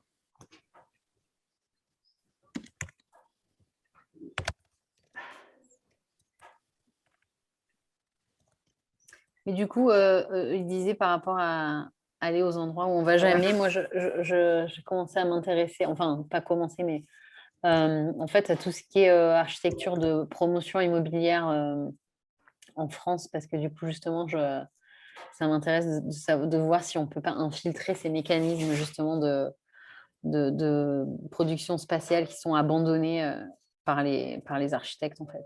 Mais du coup, c'était juste pour rebondir sur ce qu'il disait. Mais j'ai envoyé un message, mais Ah, est-ce que... Reviendra-t-il abandonné ou pas invité? Ben non, mais en fait, il y a des mécanismes. Enfin, j'ai juste un peu commencé à regarder, mais par exemple, il y a beaucoup de promoteurs immobiliers qui ont des architectes dans leurs équipes, mais du coup, quels sont les critères et comment est-ce qu'on pourrait justement infiltrer ces mécanismes en fait? Donc oui, il faudrait peut-être définir exactement plus précisément abandonné ou pas invité. Mais du coup, il y a des grandes questions de légalité aussi. Là, les promoteurs immobiliers, par exemple, ils arrivent à modifier les plans d'occupation et les codes d'urbanisme dans leur propre intérêt pour obtenir les genres de lotissements qu'on voit fleurir ou apparaître dans la campagne, par exemple. Du coup, ça m'intéresse d'aller voir. Oui, il y avait quelque chose que je voulais... Est-ce que... Non, je crois que Patrick nous entend toujours pas. Non. Très, très faible, très, très Très faible. faible. Ah, on peut Ah, crier. ça y est. Très faible. Non, mais Charlotte, tu me parles dans l'oreille, ça va là, c'est bon. Ouais, Non, mais moi, je pense que on ne va pas arrêter tout là en une seule fois. Mais déjà, cette initiative est très bien. Mais pour revenir, mettons, sur la valeur des choses, moi, j'ai travaillé pendant très longtemps sur ce qu'on appelle les délaissés. C'est-à-dire que sur les terrains, qui n'ont pas de valeur. Et ils n'ont pas de valeur parce que la valeur qu'ils avaient, soit, bon, il y a l'obsolescence, bien sûr, du marché de l'immobilier, il y a quelquefois, par des nouvelles réglementations, un terrain perd de sa valeur. Un plan local d'urbanisme peut en effet valoriser certains terrains parce qu'un promoteur ou éventuellement une collectivité veut développer un projet économique, de développement économique, et favorise ce projet. Mais comme toute chose, il a son contraire. Il y a dans le même plan un endroit qui perd de sa valeur. Il y a un centre commercial qui ferme. Admettons, quand il va y avoir le centre commercial qui va être construit à la gare du Nord, mettons à Paris, le même centre commercial appartenant à la même chaîne va fermer à Saint-Denis. Donc, de fait, on va se trouver avec un centre commercial pour lequel la ville s'était battue, qui va être donc fermé. Donc, il faut travailler tout le temps sur la non-valeur et éventuellement revendiquer l'occupation de cet équipement pendant sa non-valeur et de lui redonner une valeur sociale. Alors, certains appellent ça un urbanisme transitoire qui, quelquefois, sert trop aux promoteurs, mais dans l'urbanisme transitoire, il y a une faille énorme, peut-être même d'être en dehors du droit pour une période donnée. On peut obtenir que pendant un temps donné, au même titre que pour les zones franches, pendant un temps donné, on libère des taxes pour pouvoir créer de l'emploi. Mais en fin de compte, ça n'en crée pas, ça déplace l'emploi. Et donc, il faudra avoir des cartographies de la révolte, comme on dit. Moi, j'ai une copine en Espagne, elle le fait, elle fait des cartographies de la révolte, et à chaque fois que quelque chose, par sa création spéculative, appauvrit un endroit, elle saute sur l'endroit. Et à ce moment-là, c'est dans l'endroit qu'on expérimente et qu'éventuellement on répond à la demande. Et donc, moi, j'avais travaillé sur les délaissés. Il y a 1 million d'hectares en France de terrains qui n'ont pas de valeur, une valeur nulle, voire négative. Il faut donner de l'argent pour pouvoir les remettre sur le marché. Voilà, c'est ce travail-là qu'il faudrait faire. C'est l'inventaire voilà, de la révolte possible face à un système auquel, malheureusement, on n'est pas associé. Mais il faut prendre son contraire et dans le contraire, trouver le retournement de la situation. Enfin, moi, je fais ça à chaque fois, mais je le fais toujours à la petite échelle. Il faudrait qu'on soit plus maintenant. Il faudrait qu'on regarde comment. Regardez même l'éducation nationale. Ça va être, chez nous, en France, ça va être terrible, l'éducation nationale. Et ils continuent à construire des classes qui ne correspondront plus aux nouvelles normes après la pandémie. Donc, il va y avoir une obligation, peut-être, d'enseigner en dehors de l'école. Alors, au moment du terrorisme, il fallait plus sortir de l'école. Et maintenant, pour la pandémie, il faudra être hors de l'école. Donc, c'est une opportunité géniale, y compris même pour la pédagogie, pour toutes les pédagogies progressistes. On est compte des groupes de 15, on est des groupes de 30, et les 15 autres sont dans la cour de l'école. Ça ne va pas tenir. Il faudra peut-être être hors de l'école. Il y aura peut-être d'ailleurs des cours d'enseignement de l'écologie ou des sciences de la Terre, comme on dit, qui devront se faire dehors, en forêt peut-être. C'est de ça dont il faut parler.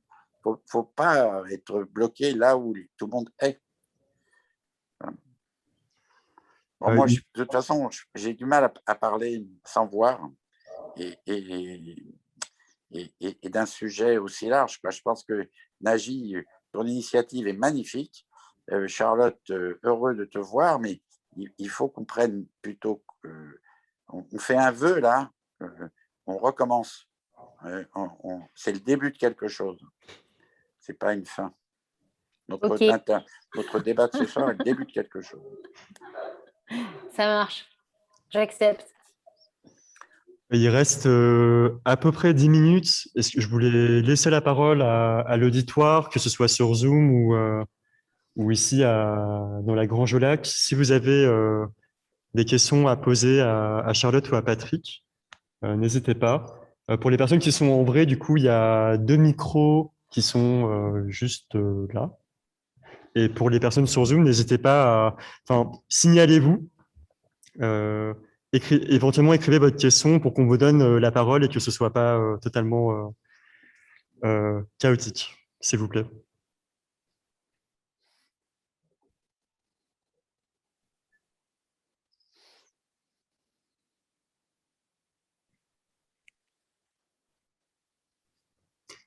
Pouvons-nous parler de la valeur d'usage?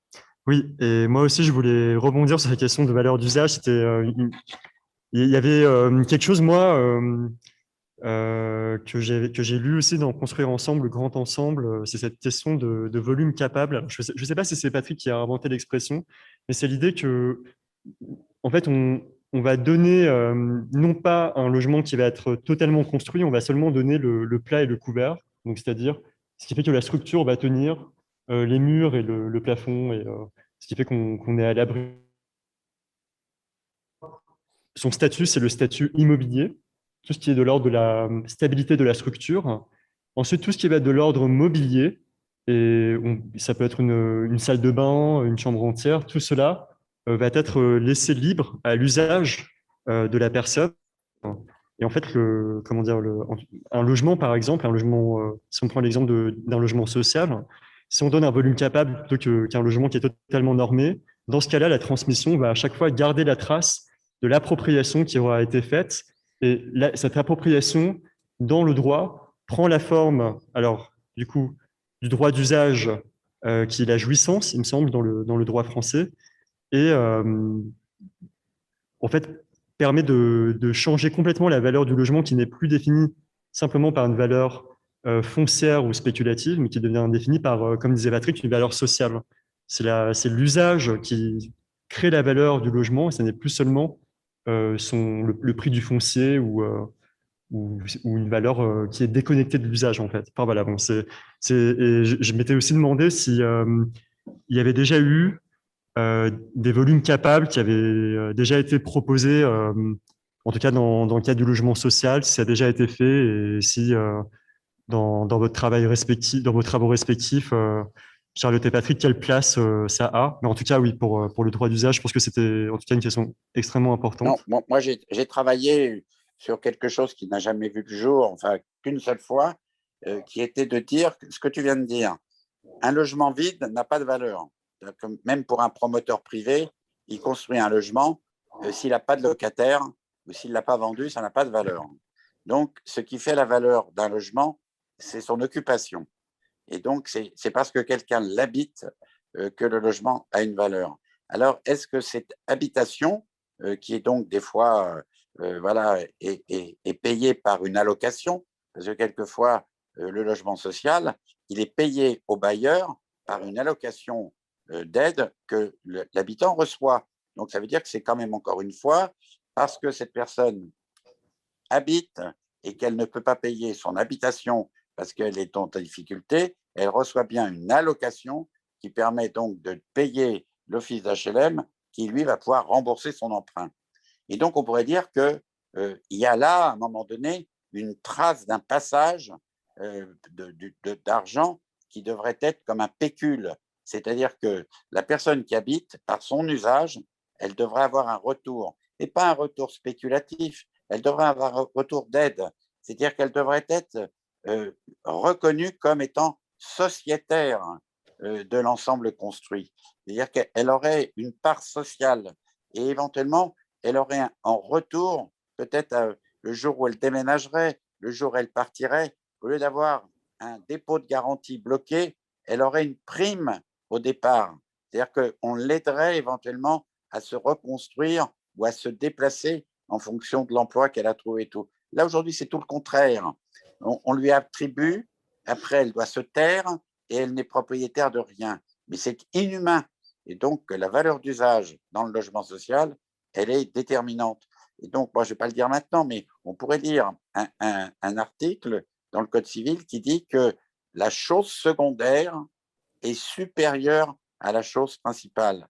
Et on pourrait presque dire le papier peint posé par son occupant est supérieur en valeur, comme trace de l'histoire, au mur en béton qui est derrière. Voilà. Alors, c'est un peu comme ça, voilà, mais je donne un exemple. Pablo Picasso a dessiné l'esquisse de Guernica sur le mur de son atelier dont il était locataire. Et quand il est parti, son marchand, donc Kahnweiler, a considéré que l'esquisse qui était dessinée sur le mur avait une valeur supérieure au mur. Et il a emmené un morceau du mur. Donc, pourquoi pour un peintre, ça marche, et pourquoi pour un Portugais ou une Portugaise qui habite un logement, ne marcherait pas? Pas possible. Et il faut travailler sur ça. Il faut travailler justement où est la valeur. La valeur, elle n'est pas dans la spéculation. C'est une bulle, la spéculation. Une bulle. Charlotte? Allez, moi, je vais vous laisser, voilà, parce que c'est trop fatigant. Heureusement, je te vois. Mais juste pour ceux qui sont dans la Grange au Lac, vous vous rendez compte que c'est venu sur un quiproquo où Rostropovitch a dit « Moi, ce que je veux, c'est une tente en bois ». Et donc, on m'a dit « Est-ce que tu peux construire une tente en bois ?» Je dis « Oui, c'est une grange ». Voilà. Donc, jamais il y aurait eu de programme s'il n'y avait pas eu ce lapsus. Charlotte, est-ce que tu… Ben, moi, je vais juste peut-être faire une remarque générale parce que je pense que, enfin, je ne suis pas spécialiste des questions d'usage et je suis assez d'accord avec ces notions de réévaluer de toute façon les systèmes de valeurs. Et ça, c'est aussi lié à une certaine manière dont on pratique l'architecture. Et on parlait de Françoise Vergès plus tôt. Je pense qu'il y a aussi une question de valeur par rapport à ce qu'on construit et aussi de valeur de ce qu'on a et du stock existant. Et donc, c'est un peu lié au travail de Patrick aussi et la question de l'entretien en fait, de ce qu'on a et de la question du rôle de l'architecte par rapport à la manière dont on occupe ce qu'on a comme stock existant avant de construire de manière effrénée et qui est enfin, de toute façon quelque chose qu'il faut vraiment il faut vraiment s'emparer de cette question et pas avoir peur d'être critique. Et c'est un peu pour revenir à cette question de la définition de la pratique. L'architecte n'existe que s'il construit. Et je pense que ça, c'est vraiment quelque chose qu'on doit remettre en question. C'est pénible et douloureux pour les architectes parce qu'on a appris à n'exister que parce qu'on construit de manière nouvelle ou parce qu'on n'existe que si on est.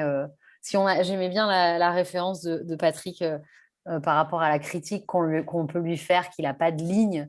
Et je pense que c'est un peu aussi lié à remettre en question le maître aussi, hein, la question du maître et de la ligne de style et de l'œuvre construite. Donc, bon, moi, je mets un peu tout ça dans un même panier, c'est-à-dire la remise en question des valeurs, la remise en question de ce qu'est la pratique de l'architecte, et pour une définition bien plus large de ce qu'est une pratique architecturale qui touche au droit, justement. Et je pense que Patrick, il est vraiment au cœur dans ce qu'il fait de ces questions.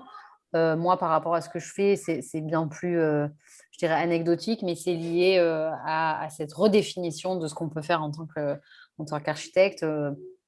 Et les éléments légaux, ça fait partie ça devrait faire beaucoup plus partie des outils de projet et non pas des outils de limite. On ne devrait pas apprendre forcément les codes d'urbanisme d'un point de vue obédient, mais au contraire d'apprendre à les manier pour les soumettre, quoi, hein. C'est un petit peu un vocabulaire, comment dirais-je, belligérant, vindicatif, mais je pense qu'il y a une urgence à arrêter de faire la manière dont on fait l'architecture et dont on produit l'espace aujourd'hui.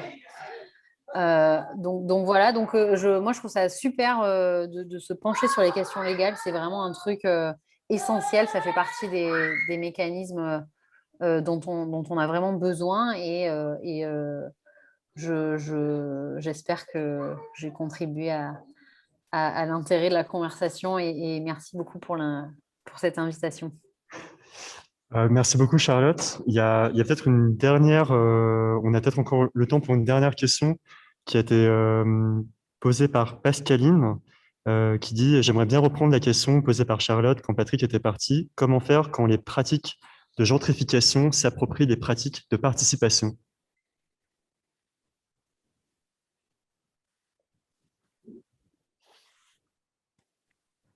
C'est Charlotte qui répond. Surtout pas, hein. Alors là, celle-là, elle est pour toi.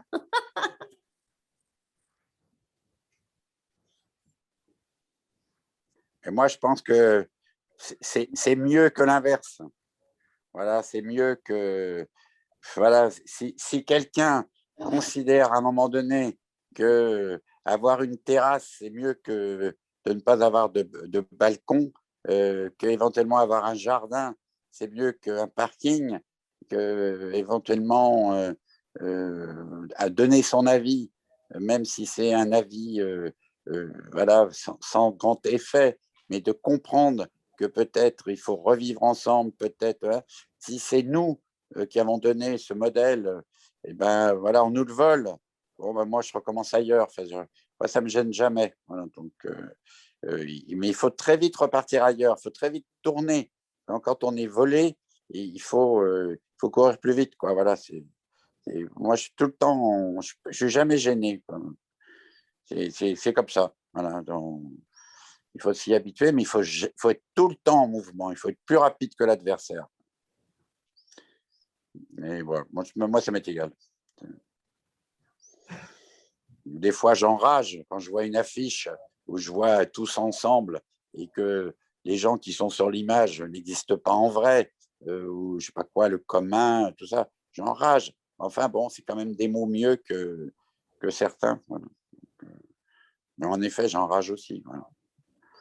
Mais bon, vous êtes jeune. Il faut être activiste, elle l'a dit, Charlotte. Activiste, ça veut dire être actif et être en mouvement en permanence. Parce que tout bouge. Même un bon argument se perd. Voilà, tout se remet en cause tout le temps. Il faut être très rapide. Ça permet de pouvoir être encore en vie à mon âge. Voilà. Charlotte, est-ce que tu veux rebondir sur la question qui a été posée ou un dernier mot? Non, mais je trouve ça très bien Excusez-moi, j'ai un enfant de 5 ans qui hurle dans la pièce principale. C'est les joies du home office. Mais c'est la vie aussi, hein, les petits-enfants, les animaux et les maris qui passent dans les conférences. Mais je trouve ça très positif comme manière d'appréhender cette appropriation. Enfin, le capitalisme, de toute façon, s'approprie tout, on le sait. Donc, en fait, d'être agile, je pense que c'est une très bonne tactique vis-à-vis de ça.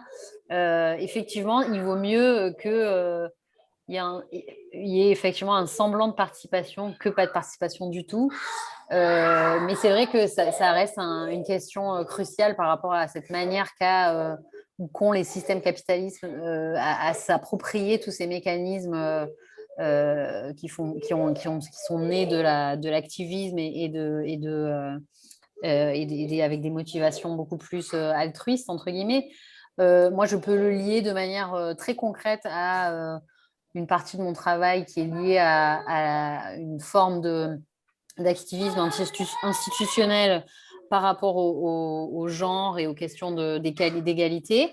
Et en fait, on voit bien que les institutions s'emparent aussi de ce discours pour pas se faire mousser, mais pour avoir aussi un air vertueux. Donc, c'est un peu de la négociation, en fait, je dirais. Donc, je ne sais pas si c'est une question de rapidité, d'agilité, mais c'est aussi accepter que certaines choses se fassent d'une manière où on enrage un petit peu, si on est capable de les retourner aussi à son propre intérêt. Donc, la discussion sur la parité, par exemple, on sait très bien que il y a eu des institutions qui se sont servies des groupes qui travaillaient parce qu'elles avaient des cas de harcèlement sexuel. Ça les a bien arrangés de dire qu'elles avaient des groupes qui travaillaient sur ça, alors que c'était des groupes complètement formés par les membres indépendants des institutions et pas l'institution elle-même. Mais on a quand même eu la possibilité d'utiliser les financements de l'institution pour retourner cette conversation. Donc, c'est peut-être une question d'agilité, effectivement, et de négociation. Comment est-ce qu'on peut faire en sorte que ces mécanismes restent forts, malgré qu'ils soient cooptés, utilisés, galvaudés, comme on pourrait dire, par les systèmes capitalistes. Donc, ouais, j'aime bien l'idée de rester agile. Ça me paraît une bonne attitude. Et il y a aussi un aspect intéressant par rapport à la loi, c'est que la loi aussi, il y a ce côté un peu figé, et puis il y a cette pratique de la loi qui, par contre, ne l'est pas. Et du coup, cette idée qu'on puisse devenir beaucoup plus, comment dirais-je, informé ou lettré, en fait, par rapport aux questions légales. Je trouve ça particulièrement important par rapport à la pratique architecturale. Donc, c'est aussi quelque chose qui est un outil très puissant, en fait. Donc, il faudrait qu'on soit tous un petit peu légistes en même temps que, je ne sais pas comment dire, un petit peu juristes par rapport à ça. Complètement. Je pense que c'est une excellente manière de finir cette rencontre, cette discussion. Je Cette vous remercie. première rencontre, d'après Première Patrick, rencontre. Patrick veut qu'on se revoie à première rencontre. Moi, c'est avec grand plaisir. Hein. À Très l'EPFL, volontiers. j'espère déjà l'an prochain, j'espère. En tout cas, c'est quand vous voulez, quoi. Donc, moi, je suis vraiment ravi d'avoir pu discuter avec vous malgré les circonstances, les conditions un peu chaotiques, les déconnexions, les reconnexions, Eh ben, bref, c'est mieux que rien, comme c'est dirait mieux que rien. Patrick. Je vais Exactement. lui reprendre Exactement. sa Complètement. rhétorique. Je voulais aussi vraiment remercier alors déjà Jérémy et Ludo de la Grange au Lac qui ont rendu cet événement possible. À nouveau, tout le laboratoire Alice, Julien, Camille, sans qui cet événement n'aurait pas eu lieu ici, Lucia, Aurélie, Estefania, Dieter, qui aussi, sans eux, tout ça n'aurait pas été possible, avec qui on fait la série des séminaires. Il va y avoir le dernier séminaire de la série Surrounded by a Fog of Virtual Images qui sera la semaine prochaine, mercredi prochain. Choreo-Spatial Politics, ce sera en rapport avec le travail d'Aurélie Dupuis. Je vous encourage très, très vivement à venir. C'est sur le site de la série de séminaires. Et voilà, je crois que je remercie évidemment. J'aimerais aussi remercier Ruben Cara, Gauthier Gaillard et Alice Ravelot-Tovar qui travaillent actuellement sur Marseille et qui sont je leur remercie pour leur soutien sans faille. Et à toutes les personnes qui sont venues aujourd'hui et qui ont été là, merci beaucoup. Voilà. Donc à très vite, j'espère. À bientôt. À bientôt. Merci beaucoup. Merci beaucoup.